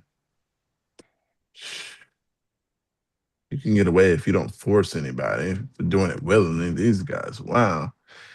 In quote, he stated that August would boast about much money he was making from selling cocaine, the document claims. Uh, Lars explained August loaned him $1,500 so that he and other fraternity brothers could attend a spring break trip. Lars stated that August then made him deliver cocaine for him when he couldn't pay back the loan, the document claims. Lars also claimed that another individual who owed August thousands of dollars, in quote, thousands of dollars after taking a loan from him, was selling coke for the alleged ringleader, according to the papers. Mm, mm, mm. Ah, well, What During would 2023 and 2024, August was, in quote, the largest distributor of cocaine at Penn State University, Lars claimed, according to the document. August turned himself in to Pennsylvania authorities on Tuesday morning. This is last week, one day after his frat bros were arraigned on a conspiracy indictment and is being held without bail. Wow. Authorities said to the Westbury resident and his fellow Penn State frat bro Thomas Robinson, the son of a prominent Pittsburgh attorney Paul Robinson, who was charged with hindering apprehension for taking steps to conceal evidence, were atop the ring. The younger brother, Delta Upsilon frat brother, allegedly bought as much as 1 kilogram of cocaine from August in 20 for $22,000. The court documents claim. After Robinson was busted, he cooperated with the law and fingered August as the coke source. The document claimed August grew up in a spacious $1.4 million home in Nassau County, and neighbors told Fox News that he, in quote, had a good job in accounting and was, in quote, doing well. August's dad, Mario, told the Post on Tuesday, in quote, we have no comment. We have nothing to do with this. We have no comment. Um, Well, it sounded like they did have a comment that they have nothing to do with this. That's what I was thinking. yeah, we I have nothing think to do with this. He said we we have have nothing to nothing do to with do with this this. We have twice. no comment. Yeah. But Uh, forcing them to sell drugs is Oh, wild. jeez. That's It's no something. it's no different than forcing them to cut it and bag it. Yeah. That's worse. You got to go Well, meet up with someone at whatever hour that this guy might say, or people yeah, want cocaine in the middle of the night. So pledges The cutting whole and thing is bagging it insidious. in the frat house, I think, is one thing, but delivering, yeah, you don't know where you're going, who you're meeting necessarily. you're like, Um, take this to so and so, yeah, and you just got to do it. you owe me. Remember, right? Well, it's. I Remember think when I was? this is a something that's always bothered me that never sat right with me about the whole Greek life and fraternity culture was this sort of uh, good old boys economy of favors sort of thing, or, I'll help you out with this, this whatever act of generosity or something. You need 1,500 for a spring break vacation that you want for, whatever reason. Completely not unnecessary, just indulgent spring break vacation, presumably. But, sure, here, I'll loan you the money. And then, come time, he comes and Yeah, I calls the. need you. Right. Yeah, you don't know what you're signing up for when you accept the favor or whatever. But Should have had the these money are on these are the time. people. I mean, think about it and look at what they're like. Their connections are with law firms and accountants that are wealthy in high places and positions of power. And that's what they're getting by buying into this Greek life, and paying frat dues and going through the hazing culture, proving you're not gonna be a snitch, right? Even if your brothers are in something unsavory, Like you're gonna, marriage till death. well, less like a marriage and more like a prison gang, if I'm gonna be Yeah. honest, or a street gang, You get hazed, you get beat in, and then you get There's no back up divorcing to afterwards. life, but you're not getting out. Mm. Um, you're You're married, you can always divorce. you are always Yeah, beholden, because there have been favors, and You I've know, heard of people getting branded. you have given favors that may come back to bite you if you I have don't not at least given any keep your mouth favors. shut in that whole frat circle thing. So you can't leave necessarily. Even if you stop paying dues, you got to keep your mouth shut. Mm-mm-mm. And that's not to say that it's all unsavory. You know, a lot of them will say, oh, it's just a social, just a, and sure, maybe that's the case for some of them, but it's not, Yeah, everything seems sketchy from the outset, and I don't know. they made Uh, minor mistakes. There's other way. Uh, they yeah, made minor mistakes that exposed right. a big nasty beast, and that's just the tip of what really is probably going on. And Yeah, I tell someone you got to bring me cash. There's no paper trail when it's cash. yeah, This these guys, Venmo is hilarious how they do that. Venmo is that's The that way they sent it is the worst. that deserves an award for The Darwin Ward. dumbest. like Darwin This Award, okay. criminal Darwin Award. I have a question. Not a question, but this is how easy it is. Not only the name, but I was called um because the state wants to look into arrears payments from alimony, which is done through Venmo. And I wanted my Venmo statements. You haven't been You log on. $22,000, right? No, it's so easy to go onto Venmo, onto the computer, and get the statements. Oh, And if it gets like significant enough, the police can subpoena Venmo to just circumvent. If you're being those are stubborn, you're saying no, no, untaxed no, no. dollars. They can be like, we're investigating cocaine and everything leads up to you and Venmo kind is of trying to something. be a bank, as Yeah, Oh my they're really, goodness. they are. They're really they pushing a Venmo card. Wow. I'm like, I'm not getting a Venmo card. I'm Yeah. transferring that shit to my bank. I use Cash App if anybody want to use it. Yeah. Anyhow,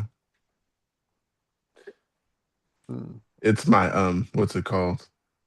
It's my Reddit name as well. So uh but like I said, the article goes on to the last day, which was yesterday. Huh. Penn State frat house seen in TikTok tours hours before being busted as cocaine den. It gets worse. They went on a ski trip, and now anyone with a TikTok account can watch. More hours after news broke that 14 fraternity alumni at Penn State were busted in a sophisticated cocaine trafficking ring, current brothers in one of the accused houses, Sigma Chi, were broadcasted conducting a tour to their fraternity house, aka the alleged scene of the crime. Shot for the college ride sharing app Fetty. You guys heard of Fetty? I've heard of Uber, but anyhow, shot for if the it's a college. college specific, then that might be Um, something unique. makes sense. Um, anyhow, the video takes Bowers and potentially prosecutors on a romp through the reported drug den. Viewers treated to a walkthrough of a end quote great hall lined with fraternity regalia and dining room with wall-to-wall tables and benches and a dingy basement for parties. There's also a basketball court, a video game hangout room, and a yard that fraternity brothers claim is, in quote, by far the biggest yard on the state college. Attorney General Dave Sunday alleges that between 2023 and 2024, fraternity pledges at Sigma Chi House were taught how to parcel and package cocaine. Wow. Which was Did later they sold include to that in the. their TikTok? I hope not. That's why I slowed down with the reading. But it says, which was later sold to Penn State students, many of whom belong to other Greek organizations. End quote. Just because you're at college and you're making money and you think this is something you can get away with, it's not. Sunday told the press at a briefing on Monday. It's extremely serious, he says. It's also a far cry from the fraternity's proclaimed motto of friendship, justice, and learning, which is all in quotes, which still graces the chapter's website. In August, the accused drug smuggling house received the prestigious James F. Bash Award for fraternity's national leadership organization for, in quote, major improvements in the overall chapter operations. 2 weeks 2 weeks ago, the brothers posted an Instagram update of their house, boasting about their 2026 home improvements. The social media page has since been made private, but screenshots have been obtained by the post. In quote, we built a new basement bar, added new furniture to the backyard and a card room, refreshed basketball and pickleball court, painted the basement, the exterior, the backyard bar, and the fence installed new outdoor lighting, upgraded a gym equipment, and are getting ready to add an AI lab to the card room. We also have a pool table and a golf simulator on the way. Statues of Pablo Escobar have been added to the foyer. Wow. You guys are fucking. Oh my Yay. goodness. You tried to get away. The point is get away. That statue is not helping. You're asking for it. You're like, hey, They're yeah, advertising. Up until then, it was like, okay, they're really trying to make an improvement. Showed that up until they started with the golf simulators. I'm like, all they spend a right, lot of money on this on that's this I on this that's mean, place.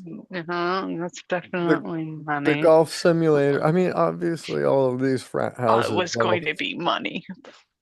they all provide a lot of amenities in their mansions as part of the whole They mentioned selling point. card room. Oh, what? They mentioned a card room, like go Hard Guard, room. Yeah. to play guard. poke. Oh, card room. Yeah. Yeah, well, they were going to turn that into an AI lab, weren't they? Uh, Mm. so they Add an added AI it. lab. To the We card also have a room. pool table and a golf simulator. These guys spent a lot of money on this stuff to update that frat house. I mean, It's it's top of the like line. it's like if man cave, like a basement man cave, were Yeah. built as It's like a say man cave without mansion, saying man cave. then that's what you get. Yeah. But you gotta admire the balls it takes to put a statue of Pablo Escobar in the foyer of a building that was renovated with cocaine That was the dumbest part of trafficking it. Like proceeds. you're trying to get away. You're doing all the good stuff. You slipped up and did a Venmo, but then you got the statue there. Like you're asking for it. You're Yes, I taunting the think police. I think that they messed up with the statue. I think that it wasn't the Venmo. They had messed up already. It was already just a Well, I matter of mean, time before somebody's like, why is that statue there? What does Like, Pablo out of all Escobar people, have to do with uh I'm sure Penn there are so State? many Penns, Pennsylvania State people. You Pablo Yeah, put Escobar, that is put a one. put up and I put up It's mean, dope to welding. have, but it's stupid. previous You're selling drugs out of that house. yeah, previous uh fraternity members themselves donate. Why wouldn't they get statues or whatever? I guess Mm. it's like they're making a statement of who financed most of the renovations or whatever. That's kind of the way things go a lot of times, you know? I just wanted to give them the benefit of the doubt, like they're trying to get away. You slipped up with the Venmo, but now this statue, like when the cops see this, they're definitely going to be like, okay, yeah, you're taunting us, you're Mm, asking for it. There's no way you can deny it now. So They were advertising for new customers, right, anyone doing the that came walkthrough by. to their house. They yeah. did the TikTok walkthrough to their house, so everybody's seen the statue. Um, mm, mm, mm. I mean, yeah, there's no world where that is not suspicious. It doesn't exist. I don't know. I can't I'm trying to be devil's advocate and figure out I how can't to do give it them the with it. benefit of the doubt and how and why a statue of Pablo Escobar might be cool to some college students. At And Penn State. yeah, at Penn State, I don't know.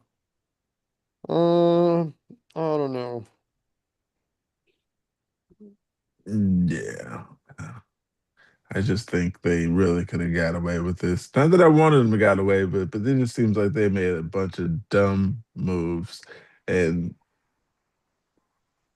things Yeah. you should know obviously just don't do.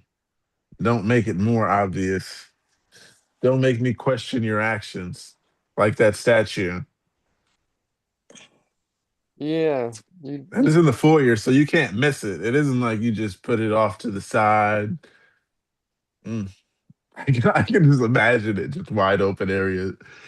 Off to the Wow. side, you could say it was a joke. Yeah. Somebody brought it here. We didn't want to put it there. It's right here. But yeah, I know when they came through for the warrant, they're like, wow, really? Mark, you got an article ready? Because if you do not, I do. But I do not write at this moment. No. all right. Uh, yeah, they're still doing street racing and stuff. So I seen something about that. Uh, got an article here, and it says, oh, I scrolled to the bottom. San Oh, Diego cops bust wild street racers in massive arrest sweep. Uh, they do a lot of street racing out here. People don't get caught a lot. Well, not in articles like this. But do it a anyhow, lot in Florida too. California Highway Patrol is cracking down on illegal street racing and dangerous driving in this state this summer. Officers say the summer months, especially at night, often bring an increase in high speed activity. In the Oceanside area in San Diego County, officers say they have been actively looking for drivers participating in illegal street racing, other dangerous behavior on local freeways and roadways. Body camera footage recently released by CHP alongside CHP Oceanside shows an enforcement effort from July capturing officers stopping suspected street racers and making arrests. The video shows how quickly an incident can turn into an arrest. End quote. Your vehicle is going to be towed and then going to figure out what's going to happen to you. An officer is seen telling the driver on the footage, the way you were driving was extremely dangerous, and you were cutting off and cutting into lanes. You could have hurt somebody. You could have killed somebody. Officer Hunter Gerber of Oceanside CHP told Fox 5 News that participating in reckless driving are usually young adult males. End quote. They do it for the thrill, the driving in and out of lanes at high speeds, he said.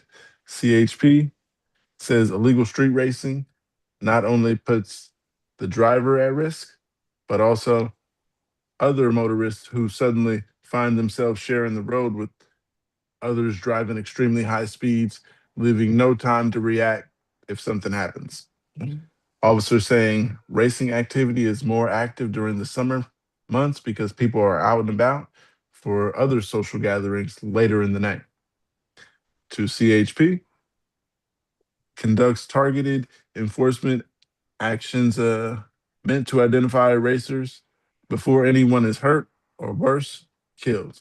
Officers are reminding drivers that illegal racing can lead to citations or arrests, and also that in some circumstances the vehicles can be impounded. To all those that encounter reckless driver, CHP suggests that you don't engage the driver, the vehicles, in any activity. Keep their distance and report the incident to local law enforcement. Yeah, so that's it. And they got a lot of street racers out here. So I think they put this in the news to get their attention. I don't street race, but you said that's popular out there, Mark? Yeah, there's a lot of it out here too. They've made entire laws specifically about the street racing.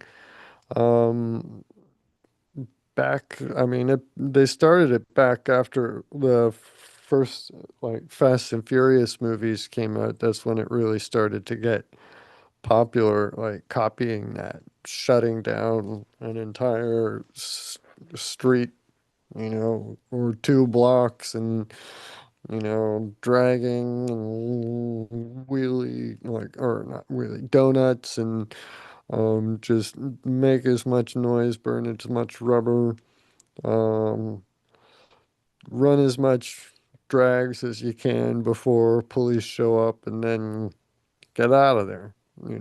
Too many for them to catch us all, so just scatter. Um, so that's helped, but it still happens and stuff. There's not too far from where I am, there's a bridge across a lake that is perfectly straight and almost a mile long, and perfect for Sounds like that. it. So Two there are, lane or one lane? huh? Two Oh, lane on both sides? two lanes each way. So yeah, you can. Oh yeah, you can Yeah, it's race. like it's made for it. Yeah. Um, so there are some evenings sitting out and chilling with the joint burning down, and starting here, and then sirens and more engine. Um, yeah, Love it. yeah, Um, yeah, and always, without fail, there's got to be those guys with the Ford Focus RS, where the just a little bit of throttle, and then they back off just a tiny bit, and the back pressure backing off on that, um, with the turbo interplay through the exhaust, like, pow, right? A lot of people's like, oh, it's a backfire. No, not a backfire, but it's definitely annoying as fuck for people around. And it sounds like a gunshot almost. But they yeah, got these things where they shoot your car, and then they'll just figure out where you're at later on. Um, oh, air tag your car. yeah, just let you go. And we're not gonna chase you. Let you drive away safely. Well, yeah. let you see us not chasing you, but you heard that shit hit your car for sure. Because it isn't just some little air tag dart thing. This shit, it's about as big as my hand, and it lands like that. So I'm sure they hear it hit their trunk or their bumper. But yeah, by then you see them leaving you alone. You already Yeah. know you're caught. If you pull over to try to get it off, then they got you. Yeah, Go, yeah, that's a good idea. Plus, I mean, police helicopters used to be the thing, right? And chasing people down, finding them. But flying helicopters are expensive. They burn a lot of fuel. Um, just send up a bunch of drones. Get the police a bunch of drones and have they them got just, helicopters too, right. But you don't even need especially the in Los helicopters. Angeles. You don't even need the helicopters, just drones. Get a fleet of police drones, have them equipped with the same sort of night vision, thermal, whatever, and just have it watch and follow the guy, see where they go. Follow all of them.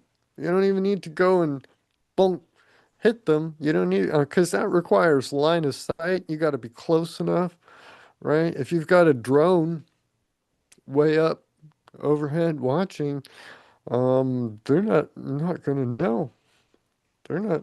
They have no idea. So, I mean, if anything, they might lead you directly to more others, right? They may The frat house reconvene. cocaine den.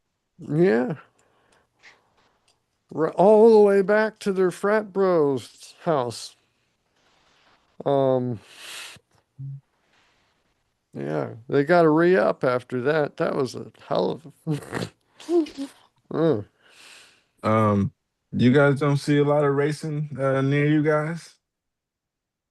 I know it The happens, but not a lot, In I my don't old think. neighborhood, it happened practically every night.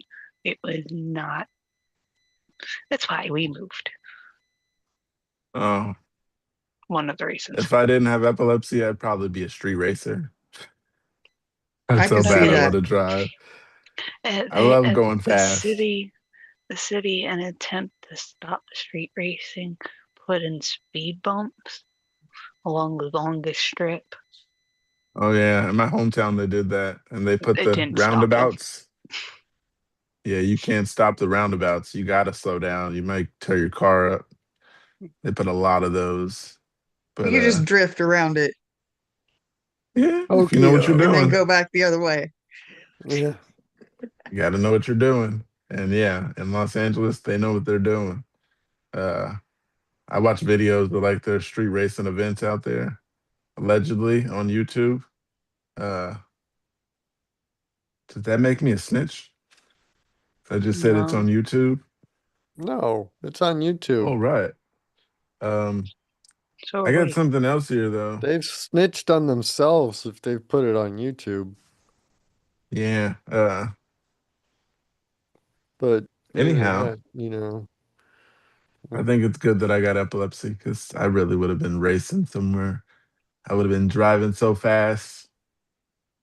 Well, maybe I drive fast because I had epilepsy when I did drive. Um, I don't know.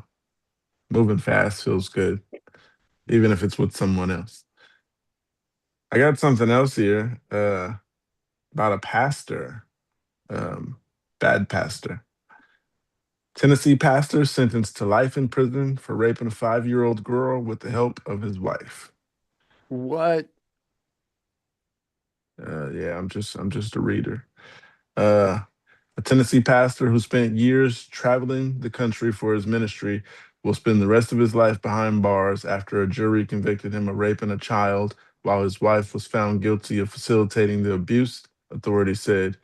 Benjamin Garlick, 35, was found guilty Monday on 7 counts of aggravated rape of a child, 6 counts of aggravated sexual battery, 1 count of solicitation of sexual exploitation of a minor, and 2 violations of Tennessee's Child Protection Act after a 2-week trial in Rutherford County. Circuit Court Judge Barry Tidwell sentenced Garlic to life in prison without the possibility of parole on aggravated rape convictions, according to the Murphy, uh, Murphy Borough. I gotta spell this to you guys. Murfreesbro.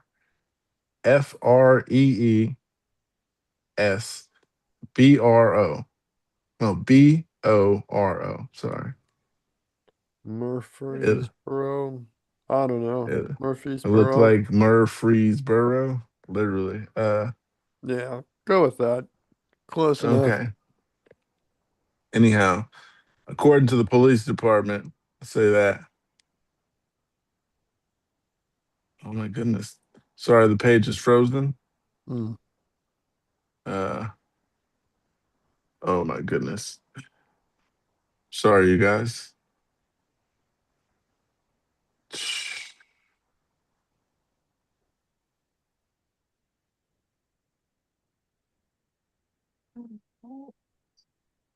I'm just gonna throw out there, what the fuck is wrong with people? Oh, Yeah, like you're the pastor. You're supposed to be the help. Okay, it loaded again. Was All right. solicitation was one of the charges? So was he I don't offering know. up, or was he seeking? Mm. Right. What I'll does continue I reading would, and see what it says. I would Uh, take it as seeking. Yeah, that makes yeah. sense. Circuit Court Judge Barry Tidwell sentenced Garlic to life in prison without the possibility of parole on the aggravated rape convictions, according to police department. He still faces sentencing on the remaining convictions on November 10th. Garlic's wife, 32 years old Garlic, was convicted of 2 counts of facilitation of aggravated rape of a child and 2 counts of aggravated child neglect. She is scheduled to be sentenced November 10th. The case has began in August 2023 when Murfreesboro Police Department Special Victims Unit launched an investigation into sexual abuse of a child who was just 5 years old at the time. Police said the abuse occurred over several years. As as detectives dug deeper, they identified 2 additional victims, according to the police. Investigators also determined that Chantel Garlic knowingly neglected a victim in a way that affected the child's health and welfare and assisted in the sexual abuse, police said. The police department, end quote, the police department thanks all members of the Child Protection Investigation Team, CPIT, for their tireless work throughout the investigation and trial, ensuring that the victims' voices were heard and justice was served. Um, Detective James Wilkinson, lead investigator, said after the convictions, end quote, the children in Rutherford County are safer because of the compassion, dedication, commitment each member of the CPIT brings to their roles every day. Garlic's life outside the courtroom stood in a dark contrast to the crimes of which he convicted Murfreesboro. He was convicted. The police department, I cannot pronounce that. Murphy, bro. Anyhow, and their investigation showed he had spent several years traveling as a minister, primarily focused on the Hispanic community, and that he and his wife had traveled across the country. WSMV previously reported uh, that Garlic helped run in La Espada. Uh, oh, okay, I'm guessing that's the name of it. Um, at the Murfreesboro based ministry for Spanish speakers. The station reported that videos and images posted online showed Garlic and his sermons connected with churches in Florida, Indiana, Minnesota, and Texas. The couple also described deep family ties to the ministry in biographies that appeared on La Espada's former website and remain available through the Internet Archive. The site said La Espada was founded by Garlick's grandfather, Rolando Garlic, and showed Benjamin working with the ministry under the direction of his father, Daniel Garlic, by at least 2015. All right. Benjamin Garlic, who wrote that he began traveling with his father as a child, felt drawn to the ministry at a young age and later became an evangelistic evangelist. Um, is that a religion? It's I Subdivision. mean, he's spreading the word, spreading the religion. Evangelism Okay. is going out and preaching to people who Okay. have not heard. A little bit left, not too much. Chantel Garlic wrote that she met Benjamin at a youth conference when she was 18 and described her calling as serving God full time alongside her husband and working with La Espada to reach the Hispanic community with gospel. Benjamin and Chantel Garlic were arrested in September 2023, and the case continued to grow with Rutherford County grand jury re-indicting the couple in March 2024, according to the police department. As investigators pursued the case, Special Victims Unit detectives publicly urged potential victims to come forward, particularly people in Hispanic community, police said. Chantel Garlic, who had been free on bond, was taken into custody following Monday's verdict. Police said both her and her husband are being held at the Rutherford County Adult Detention Center. That's it. Um, People suck. I don't know what to say about those guys. And there's possibly more. Well, for sure, there's more. There was, I think I read that there's at least one so far that they found another one. Another Um, one, what? Victim or? yeah, another victim, and possibly more because they went to several states. Um,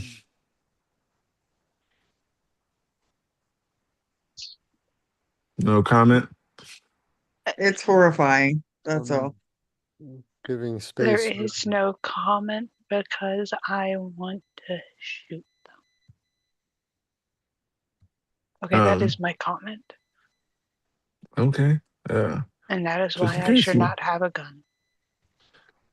just in case you want to see their faces, I sent the Nope. link. Okay. I don't Mark, know. you got anything? I just Uh, got a bunch of death and dumb stuff. I think this is I a. got something if you don't. Oh, I've got stuff. Um, I think this is an excellent example of why um, um,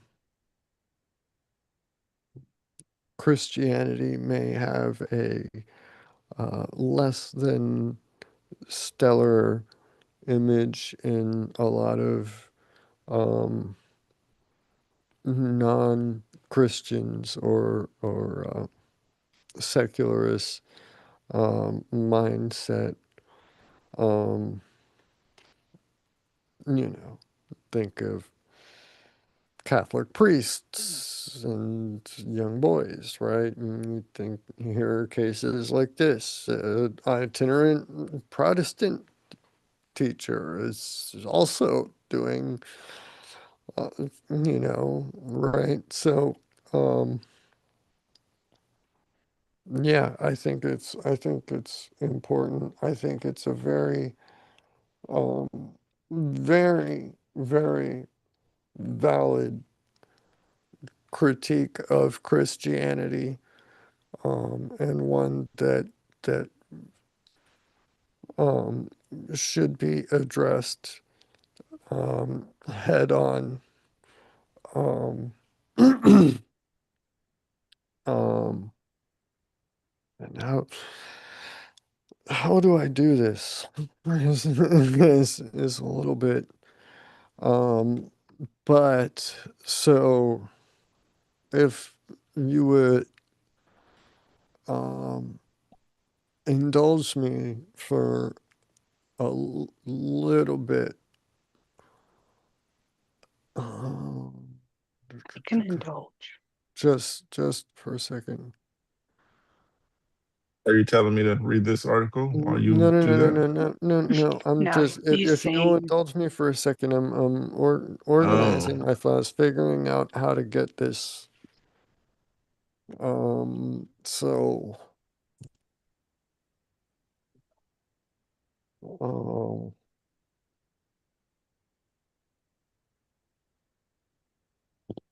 there's a lot of stuff happening at schools this weekend. yeah, Uh, um,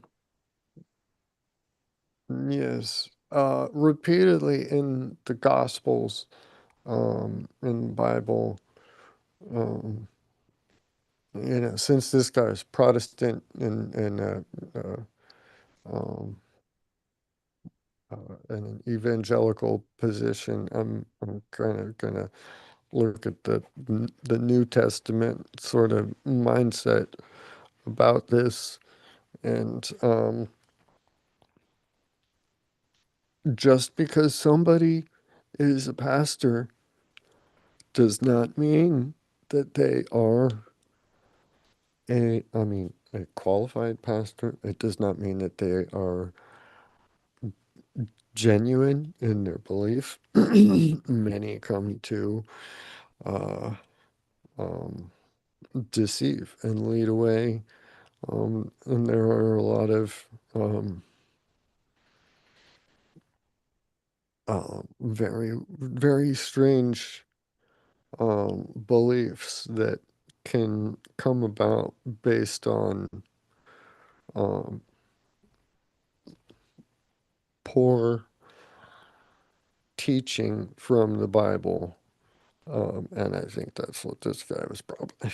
There's no way you can properly understand the Bible and go on and do what this guy did. Like, clearly. Old Testament, he would be dead, right? There's, um, but another thing also here that really, um,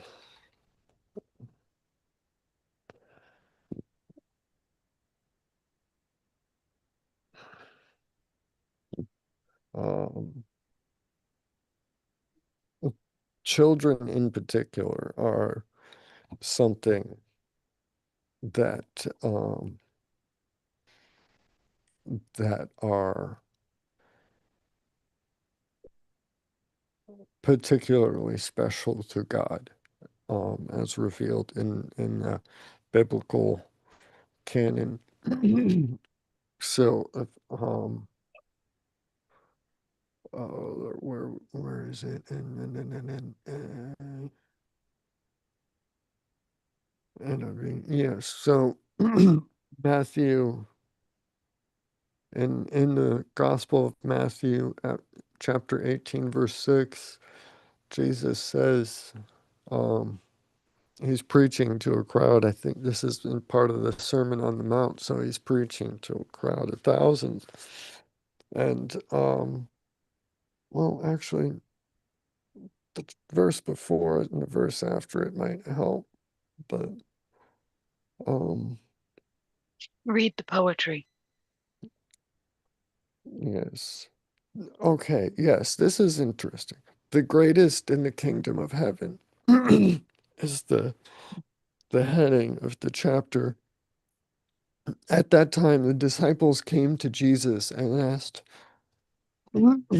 excuse me, who then is the greatest in the kingdom of heaven? Because just before this, he had gone and had been berating the religious leaders, the Pharisees at the time, who were overly critical and following the letter of the law rather than the spirit of the law.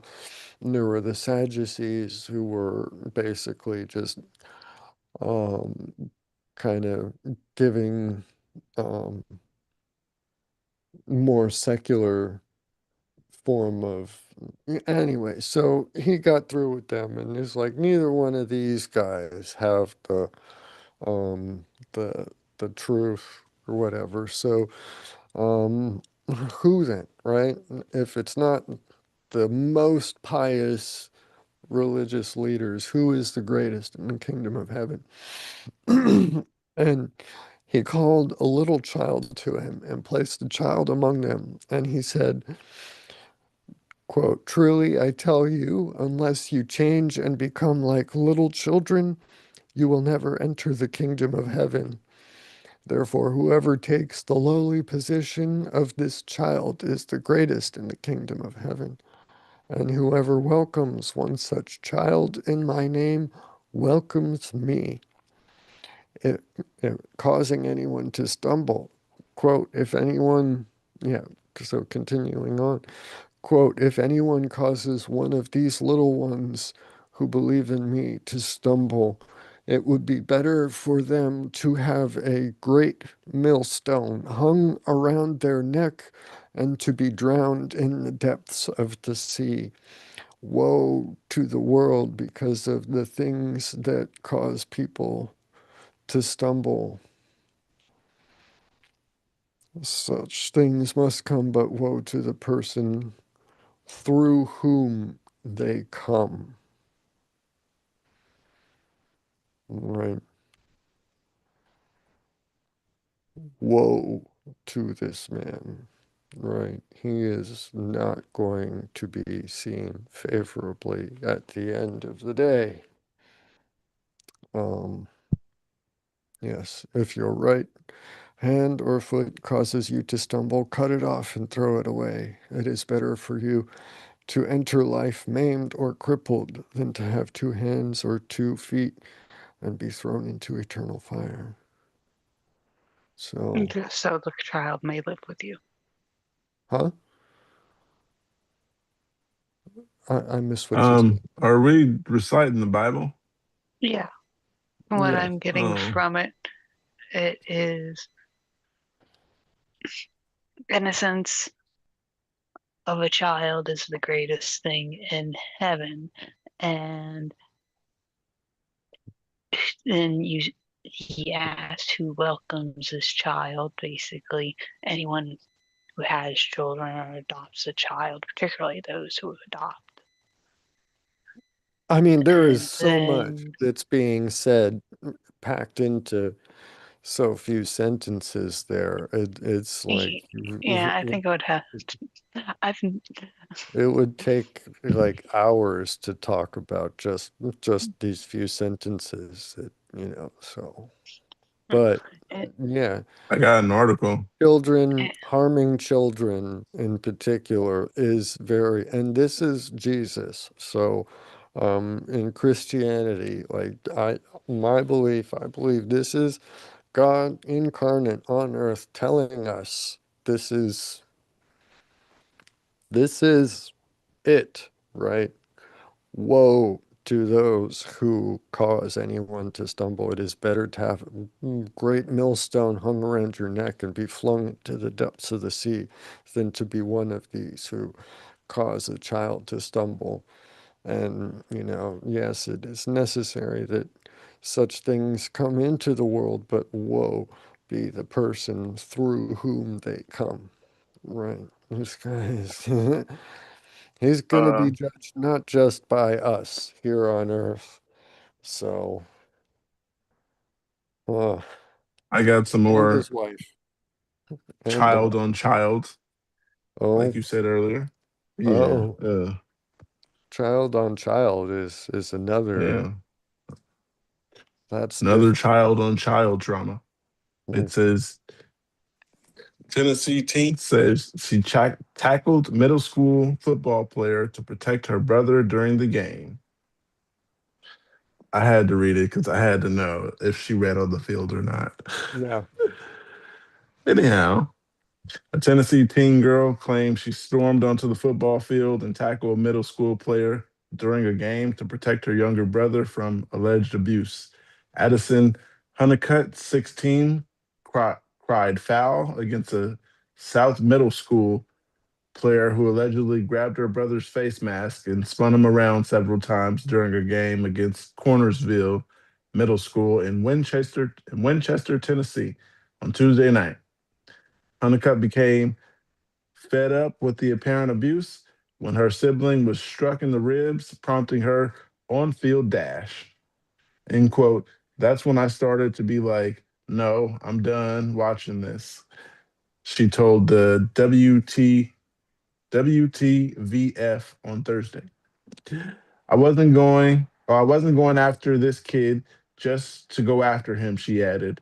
That wasn't my intention at all.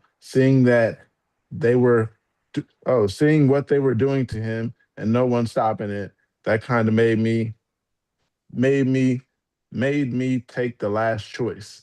Somebody has to stop this. Mm. Honeycutt broke out onto the field of Franklin County High School and charged at the 13-year-old, throwing him to the ground twice before the field officials, coaches, and could grab her. The teen's mother condemned her daughter's actions, but said the physical plays that her son was involved in were more than football related. End quote. I made sure she understood quickly that her behavior was inappropriate and you should not have jumped over the fence, Elizabeth Chumbley said to the outlet. End quote. I'm seeing my son on the ground and being attacked, she said. This wasn't just a football play. This is him on the ground and physically being attacked by another player. The father of the boy who Where was was the coaches or the The referee? refs. Like, how is uh no adult intervening at that point? If a child is on the That ground, sounds like, like what she was pissed off about. yeah, Hmm. y- Definitely. yeah, I'll finish reading it and then I'll send you the link. You can see this little girl. Anyhow, the father of the boy who was tackled praised his son's restraint for not attacking Honeycutt after the alleged attack. End quote. I was at the game. I greeted my son afterwards, and even in the moment, his first response was, she better be glad she's a girl. That alone says a lot about his character. He had every reason to be angry, yet he still showed restraint, Brandon Taylor wrote on Facebook. My No, son's a that true sounds like misogyny start blooming. that sounds like, I'd be yeah, glad that if it was his older brother that attacked him, tackled him to the ground in his defense, that there would have been a fight. exactly. Yes, it sounds like it. You're lucky it turned out this way because I would have beat both the siblings up. Mm-mm-mm. I'll finish though.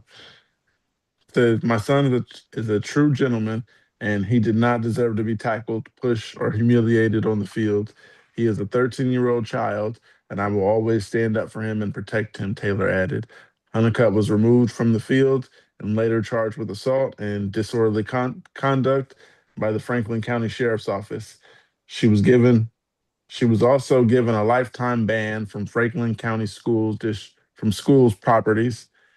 The protective sister was also told she was Wait, not how old allowed was to. he?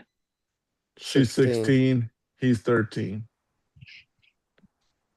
Okay, so Um, she's not a legal adult yet. no, that's what I It's was gonna figure out. Was she actually going to jail? Because it says she was charged.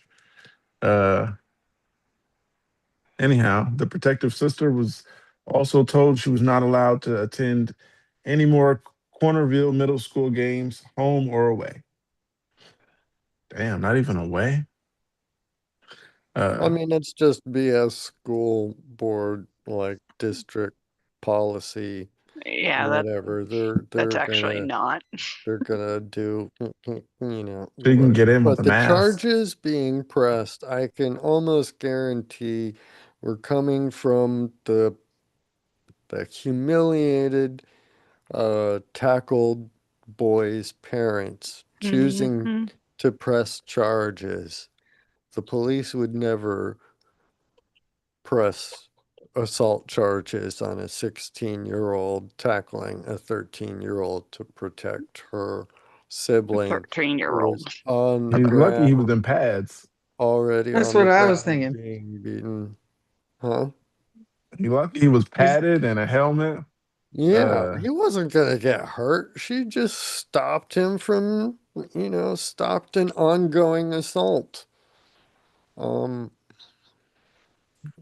did the referee's job for him. I think that the referee should come under some scrutiny. The referee is the whole thing. Yeah, It sounds like no one realized that the boy was on the ground being beaten until He got the on the girl field. came on the ground and tackled. oh, there's a girl on the field? What? That's when That's who people pay tackled. attention. And Oh, Yeah. yeah, that's Oh, what got their attention suddenly. Oh, that's when the referee will step in. Girl. yeah. No, it was serious. yeah. That's what it's sounding like, is that Yeah. they weren't That's paying exactly what it attention sounded like. until Yeah. she did something, and then suddenly it was like, oh, Yeah. Yeah. Yeah, yeah. I think that she should not be punished. She should not get banned from these things. I know that the school board is just doing it because it's automatic. They have no choice. They have to. But she should be getting an award, and maybe she should get the ref's job. Maybe, you know? She definitely, it sounds like she's doing a better job of paying attention to the game. Yeah, even the mom seen it. Just the Yeah, mom didn't react. yeah. Well, so the sister and the mom both.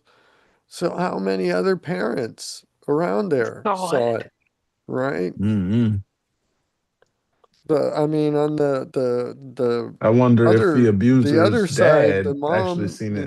the other kid's mom was like, "Oh, but he's an angel. He can do no wrong." He sounds like she's raising a narcissist. Mm-hmm. Um, but The ref should lose yeah, his job. ref loses job. Girl should get the give her the keys to the city. If Give she her gets an banned award from the for games or whatever, because courageous behavior on the part of the school. meritorious behavior above and beyond that which is displayed by the the average student body. Something, I don't know. Or just give an award, name it after her, and from that year on, give it to like the student who steps in to fight for the underdog. The Be the underdog award. underdog award. Mm. Or well, I don't know, underdog award. Because she's defending the underdog. She isn't the underdog herself. So I don't Oh know. That's no. true. I like the idea of just naming it after her.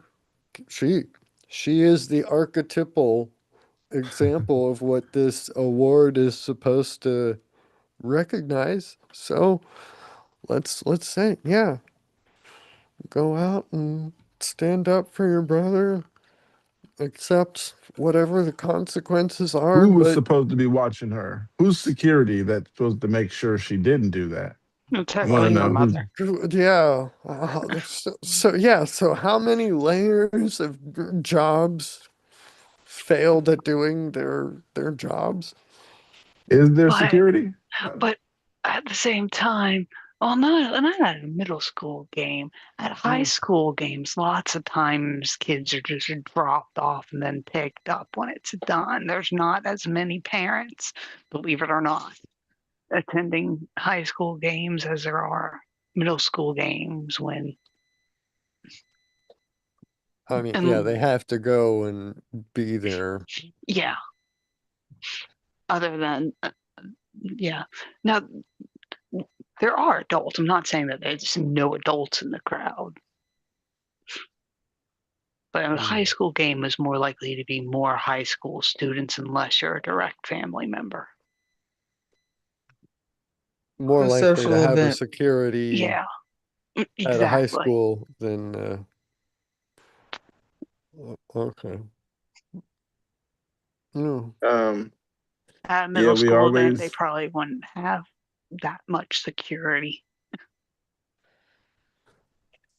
I had to find one with the kids in the TikTok for Mark. Kids in TikTok these days, these TikTok pranks. Mm. Unfortunately, somebody got hurt.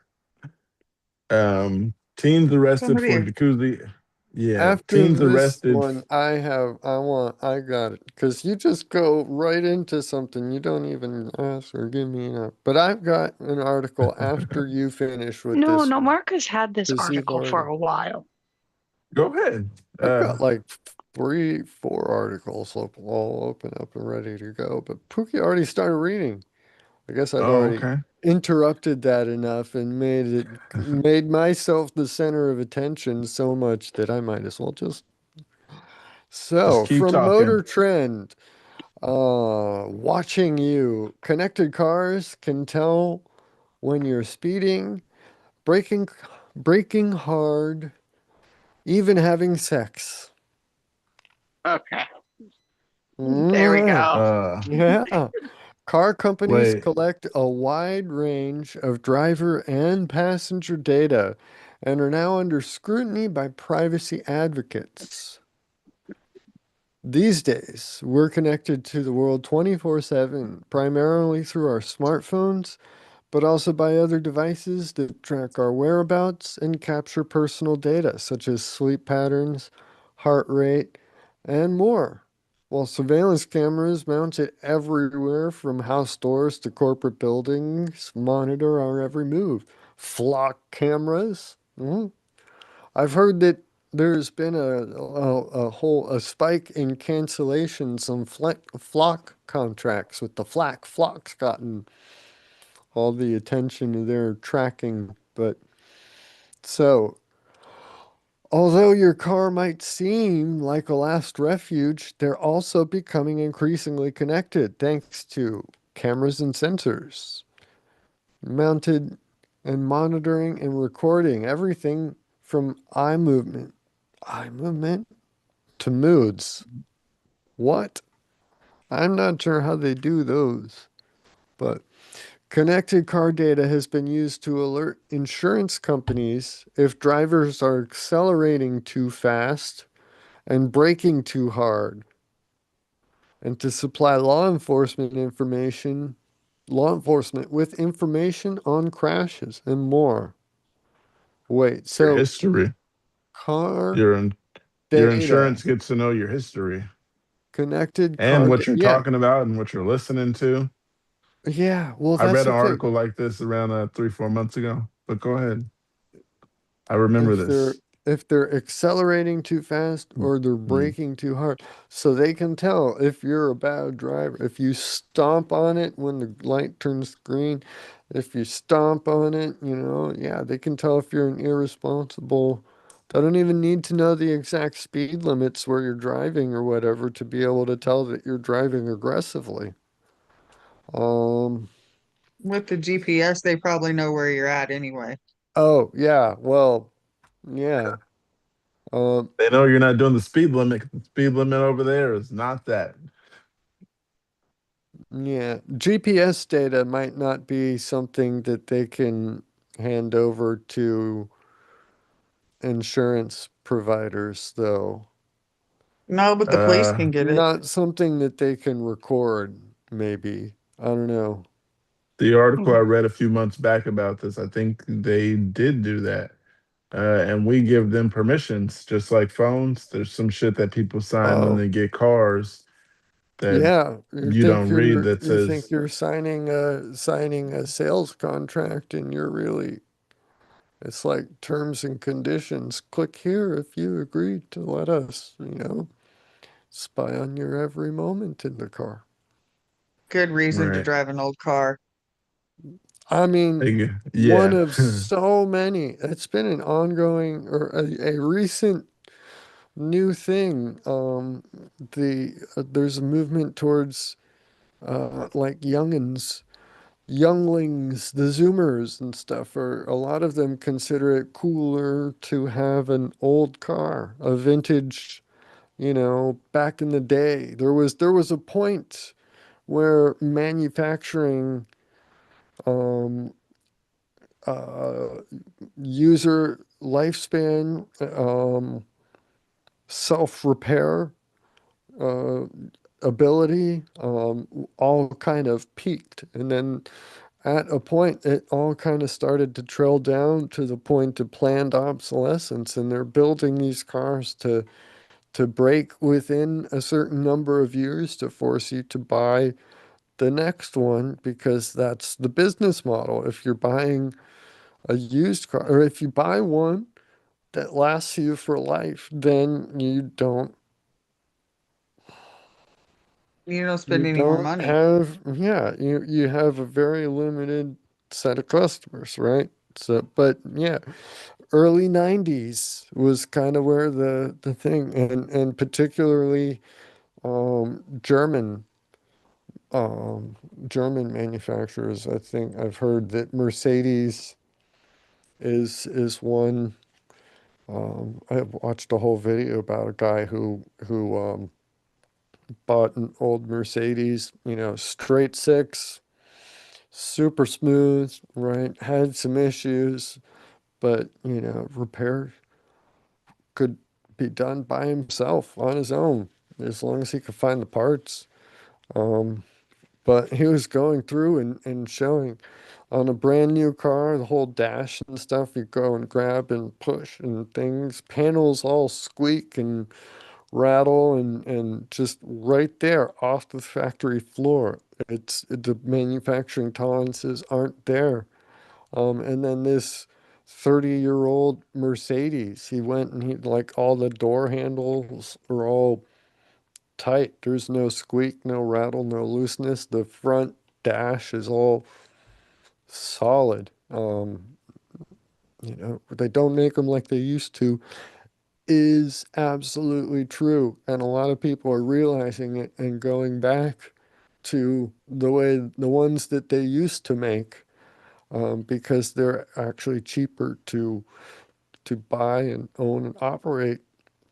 Our Well, batteries and don't die every 2 years and need to be replaced through the bottom. Yeah, right, you could actually get to the battery. yeah, yeah. Well, and you put all this electronic components and everything into it. That's just more shit that can break. Well, not only that, it's also locked behind all kinds of layers of software that's all proprietary. You cannot work on it yourself because you are not allowed to work on it yourself.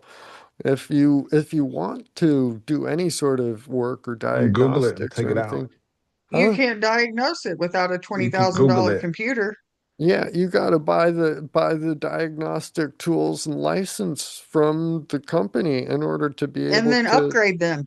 And yeah, ongoing No. basis it's like a subscription to be able to repair your own car. And that's just to be able to diagnose and figure out what needs to be done. And then the parts on top of that are just exorbitant. And then, on top of that, they're not immediately readily available. Whereas back in the old days, they meant you could just open the hood, you know, Unplug boom, anything you wanted right to. there. Look, yeah. OBD2 port was the most you needed. And uh, and they definitely did not know if you were having sex in the back seat back in the early 90s. Yeah, that's Um, Oh, something I'd rather they Thank not she know. God. did. Mercedes did not. Oh, well, Yes, Mercedes-Benz, once they sold you your C class, did not have any idea what you did with it, or in it, I just or on it. what use is them knowing if you're having sex in the car? They just know what's I happening. mean, they get to, they can find some way to monetize that, I bet. There's somebody who mood will, boosting music suddenly there's, comes on. yeah, there's someone who will pay for that information. Um, yes. So, connected car data has been used to alert insurance companies if drivers are accelerating too fast, braking too hard, and supply law enforcement with info on crashes and more. Some automakers have even hinted that they know if you're having sex in the cabin. And at least right now, there's very little you can do about it. What about on the hood?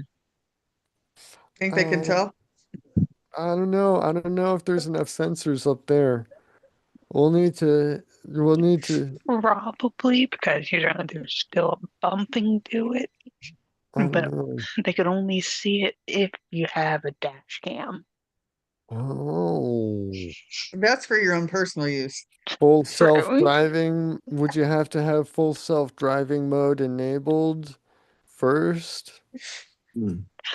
I don't Yeah, know. I don't know if I can do that while it's moving on the hood, Well, the full self-driving doesn't need while to it's be moving in the taking you car. somewhere. It just needs to be enabled, right? So turn on all the external sensors to be aware, right? It's because it's Well, bristling with all kinds of everything. from what I know, my parents' cars are fairly new. Mhm. They have crash detection, and crash detection is enabled even when the car is off. So, like if it's on the side of the street, it will know when it gets hit. Mhm. I'm using the same type of sensors will detect the rhythm, be like, oh, something's going on. I don't think it would necessarily. I don't And know. now I have to, Yeah, I yeah, I hadn't don't know. I hadn't considered that. That's a good point. What what level, what degree, and what combination of sensor data is it that they That need in order to know that make you're that having it. determination? Right. I suppose it depends on how vigorously you're fucking. I mean, if I know Like like in the car? the front, the driver's seat has facial recognition. So it would know if my dad's driving and move the seat to his preference, my mom is That's driving to just her preference. creepy. But that that doesn't actually bother me as much because you're not having sex there with the wheel. Oh, Yeah, you can't do it with the wheel. The wheel just oh. gets in the way. You just roll it back, turn on the self-driving mode, scooch Back seat. back, and hey, hop on. Hmm. Oh, okay. We're talking about cowgirls. Got it. Um, Or reverse. Maybe she can do the steering. Oh, what? this is a very Well, you interesting know what? It conversation. would actually be very similar to a trot. Yeah. Hey. Yeah. Oh my Which which gosh. partner which partner gets the pedals though? Mm, mm, mm, The one on the bottom, one being ridden. So there definitely needs to be a lot of a very close connection Yeah, we'd have to think And about who gets to communication go. between, yes. Okay, there's a stop sign coming. You gotta look around. So, do I need to start slowing down? Yeah, Well, if I it's got a self-driving, I guess little it doesn't something matter. here. yeah. Pull up to a stop sign next, and turn, look over, and two I got an people article over here about in the some naked driver's woman. seat next to you, one on top of the other. Oh Okay, me man, and Mark can go into Nice. some weird tangents. Okay. the things you can Within the do in the back last of an year, Uber. the issue And of connected car privacy has made headlines, caused headaches for some vehicle owners, and raised the hackles of federal officials. In September 2023, the Mozilla Foundation's Privacy Not Included project outlined the connected cars stood out as overly aggressive collectors of personal data compared to other technology it examines, according to its report. It's official. Cars are the worst product category we have ever reviewed.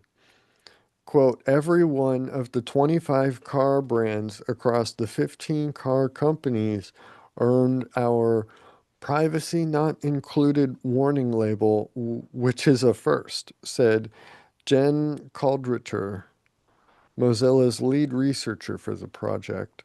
Recent reports have borne out Mozilla's conclusions. In March, the New York Times published an expose on how automakers work with data brokers that in turn sell driver data to insurance companies. The story detailed how several owners of General Motors brand vehicles saw their insurance premiums spike even though they didn't know they signed up for the automaker's OnStar Smart Driver service. GM described the feature within its connected car apps as using, quote, driver insights to become a smarter, safer driver. GM did mention, albeit buried in fine print, that the feature shared what that automaker called, quote, select insights such as rapid acceleration, hard braking, and driving over 80 miles per hour. With data brokers LexisNexis and Verisk, but not that the two data brokers would in turn sell the data to the insurance companies. A GM spokesperson told the New York Times that Smart Driver is turned on, quote, at the time of purchase or through their vehicle mobile app. So yeah, it's turned on by default, and they're not going to tell you that. Um, And a GM spokesperson told Motor Trend, quote, OnStar Smart Driver service is optional to customers who give their consent 3 times before limited data is shared with an insurance carrier through a third party. But the Times also reported that drivers were unknowingly signed up for the service at dealerships. Yeah, and that, quote, salespeople can receive bonuses for successful enrollment of customers in OnStar services, including Smart Driver, according to a company manual. After the article was published, GM issued a press release that said it would discontinue the Smart Driver service and terminate its relationship with LexisNexis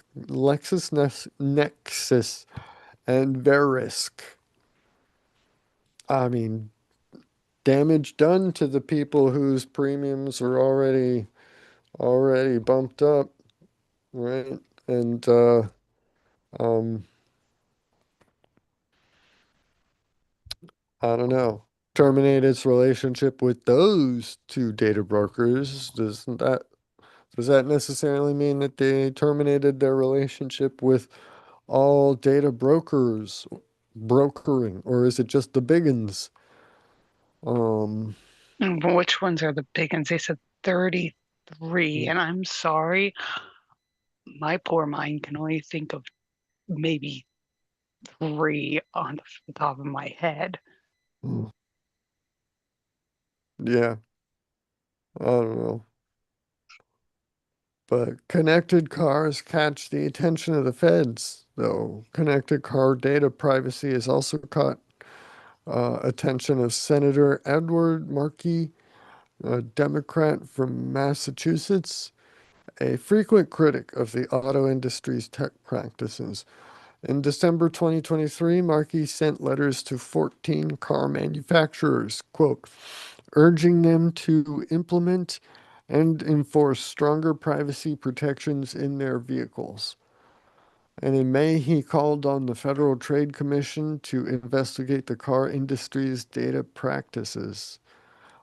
In a recent blog post, the federal agency warned auto manufacturers they should take note that the FTC will take action to protect consumers against the illegal collection, use, and disclosure of their personal data. And it cited several enforcement actions to, quote, underscore the significant potential liability that automakers face. Andrea Amico, CEO. Hey, another Andrea. Another from the Bro, collective. Yes.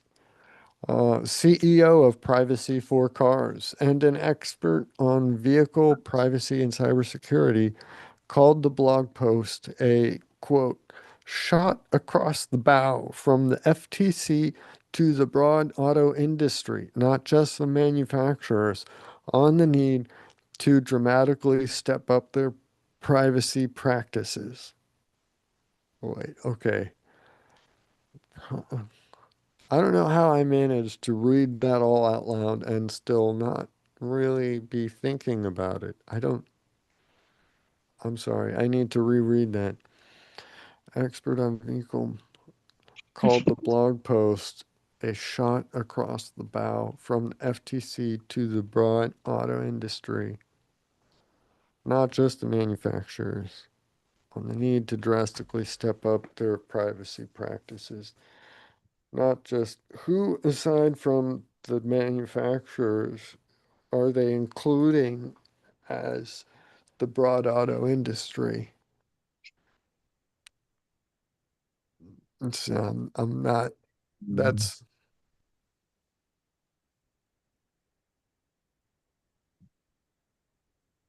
um, was gonna say, can you guys hear me? 'Cause it got quiet for a while. Maybe it's breaking up franchises. Some franchises of one auto industry isn't doing it, but another well, franchise of the same auto industry is. I mean, I'm wondering if they're saying that, like, the auto manufacturer, because the big automakers really don't they don't build cars anymore here. American manufacturer, like auto industry, doesn't Yeah, they're build franchises. them. That's what I'm thinking. No, they don't build cars anymore. They've gone to just assembling them from parts, and they have subcontractors that they source parts from, and then they send them all, and they put together. Oh, Andrea, you're the host now. Um, so they get all of the components. I mean, they do a lot of the chassis work, the but the body, a lot of what they used to actually forge themselves, a lot of what well, plus with the increasing electronification of everything and stuff, all of that's outsourced to tech companies, and they, just deliver up these modules to the car companies, who in their assembly process just plug it into their parts that they got from this other company. That, it's all designed by the car company, the big manufacturer. But once they make the um, the uh, design sheet and set the tolerances and everything, then they go and outsource it to the lowest bidder.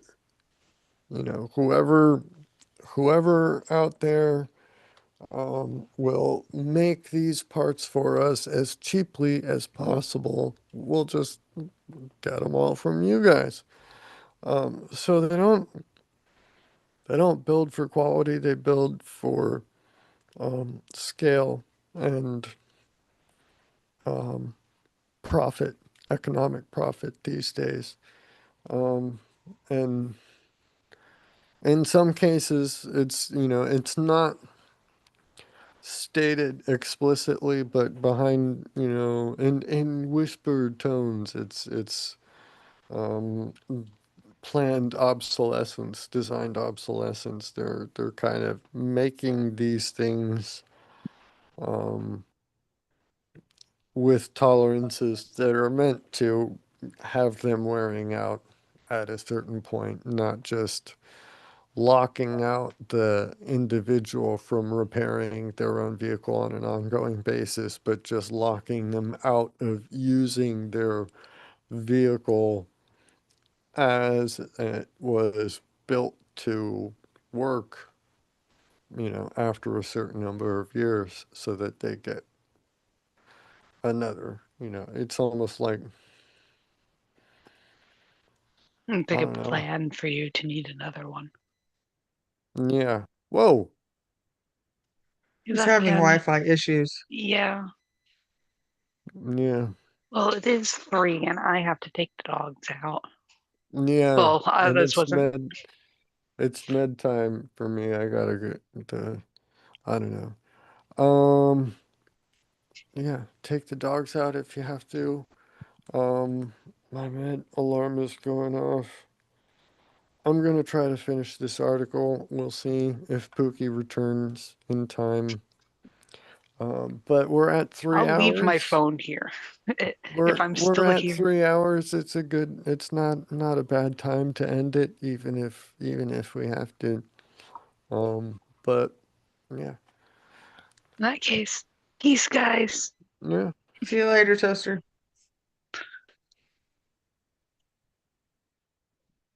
yeah, yeah. Pookie, you Yep. were saying your Wi-Fi issues and everything. Um, No, there's not.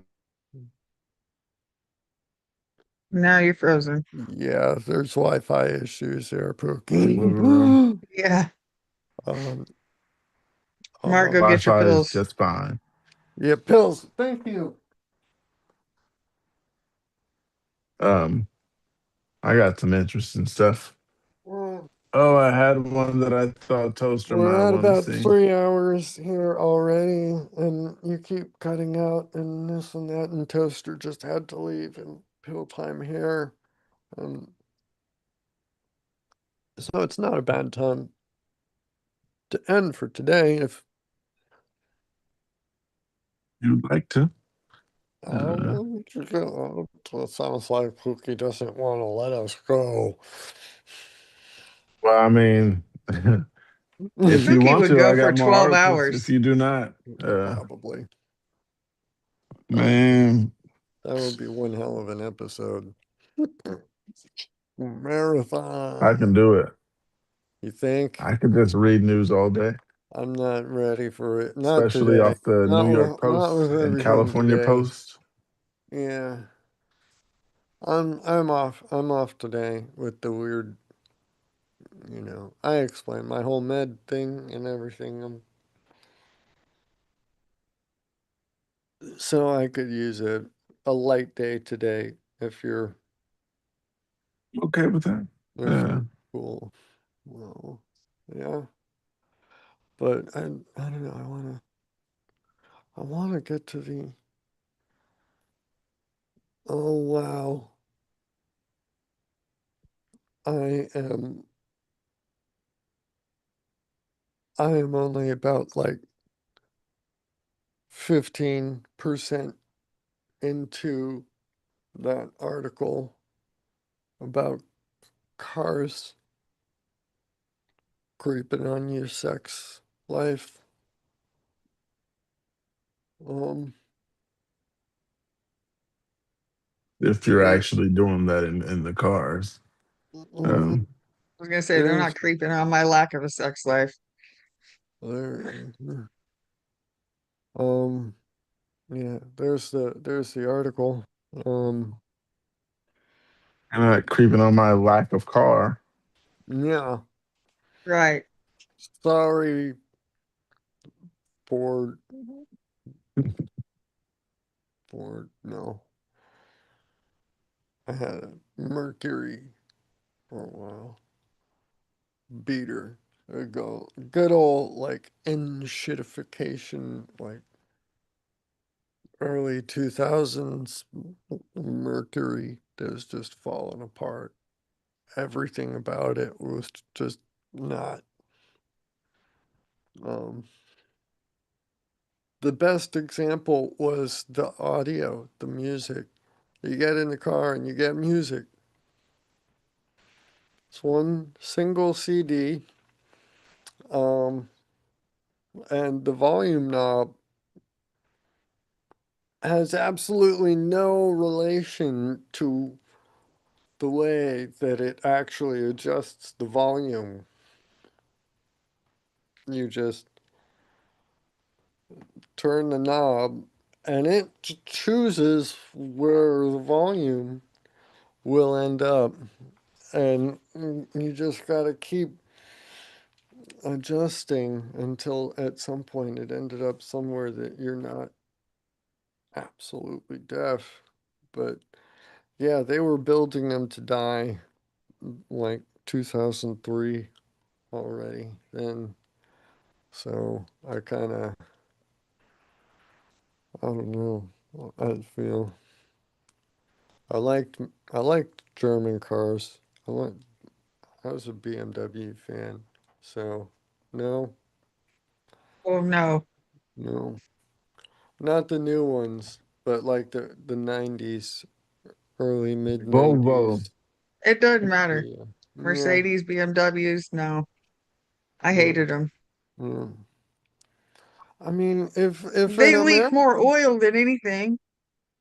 All they do is fucking leak oil. yeah, Yeah, well, I know some oil If Ford would trucking give me an German inline six engines. with a manual transmission, I could get behind Ford, no problem. That's just somewhere, I don't know, something you don't find. It's either Germany or Japan. You gotta go for like the optimal engine lay. God intended internal combustion engines to be a straight bank of 6 cylinders. That's the way they do best. And only Germany and Japan realized it.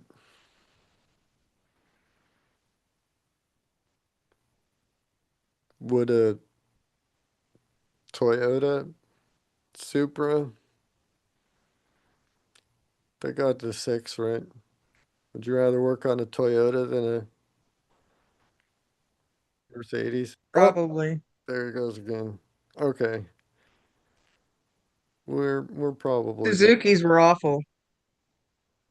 I burned the Suzuki. shit out of my yeah, I burned the shit out of myself on a Suzuki every time. Or is it just cramp cramp Oh quarters? yeah. Well, I mean, imagine putting the oil filter right in the middle of brain gone. Very hot things, literally right around it to where you can't even get your hand on it. Okay. Exhaust manifold, that's what it was. Oh, what? Right. No, Yeah. no. Yeah. Those are on the other side, cold side. Come on, right? Literally, it came in, it went around both sides and then continued.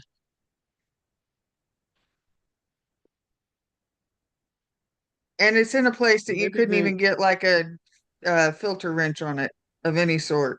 maybe they wanted the exhaust manifold to heat it up to expand it to get the thermal expansion to seal that something for them or whatever. I I don't don't know. know what the It's just designers were there's thinking. yeah. Well, clearly none of them had ever been a mechanic. Right. You can tell that That's car designers are not working on cars. well, They just cram it all together so it'll fit. more precisely, maybe, or more specifically, you can tell when a car has been designed by somebody who works on cars. Yes. Right. When things are laid out and made sense, and then yeah, somebody has They don't make them that way anymore. right. Yeah. You have to take half of the freaking shit off the top of the engine just to get to the battery. Yeah. Yeah. Wasn't there there was one of these like stupid $1 million supercars, I think that oh, there it goes again. Like you had to take the entire back end off of the chassis just to change the battery or I something. remember having to remove a seat to change a battery. I mean, weight distribution can be important for performance. It wasn't that kind of car. I No, mean, yeah. it was If just like weight a distribution family is that sedan. important, you're probably not putting extra seats in there. Right. It Uh, was underneath the back seat. Had to remove the back seat to get to the battery. I don't remember what kind of car it was. That was a long ass time ago. do you have Netflix? I do. Do you want, have you seen Tires?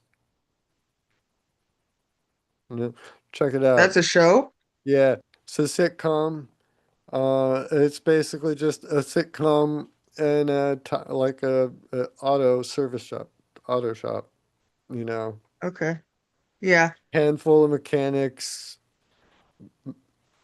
manager, owner. I'll go look for it. I would love to hear your thoughts on how representative that is of auto workshops like that, because it I don't it, I love it. But there's I mean the some of the um Shane Gillis is I like his he's a comedian. I like his stand up. And he's one of the guys on it, one of the main um uh cast. So he's what caught my eye. He's like, oh, he's in a sitcom, and then yeah, this so homework All right. for I'll do my for best. for next time. But Um, um, think we're gonna call it a day. Yeah, and thank you YouTube for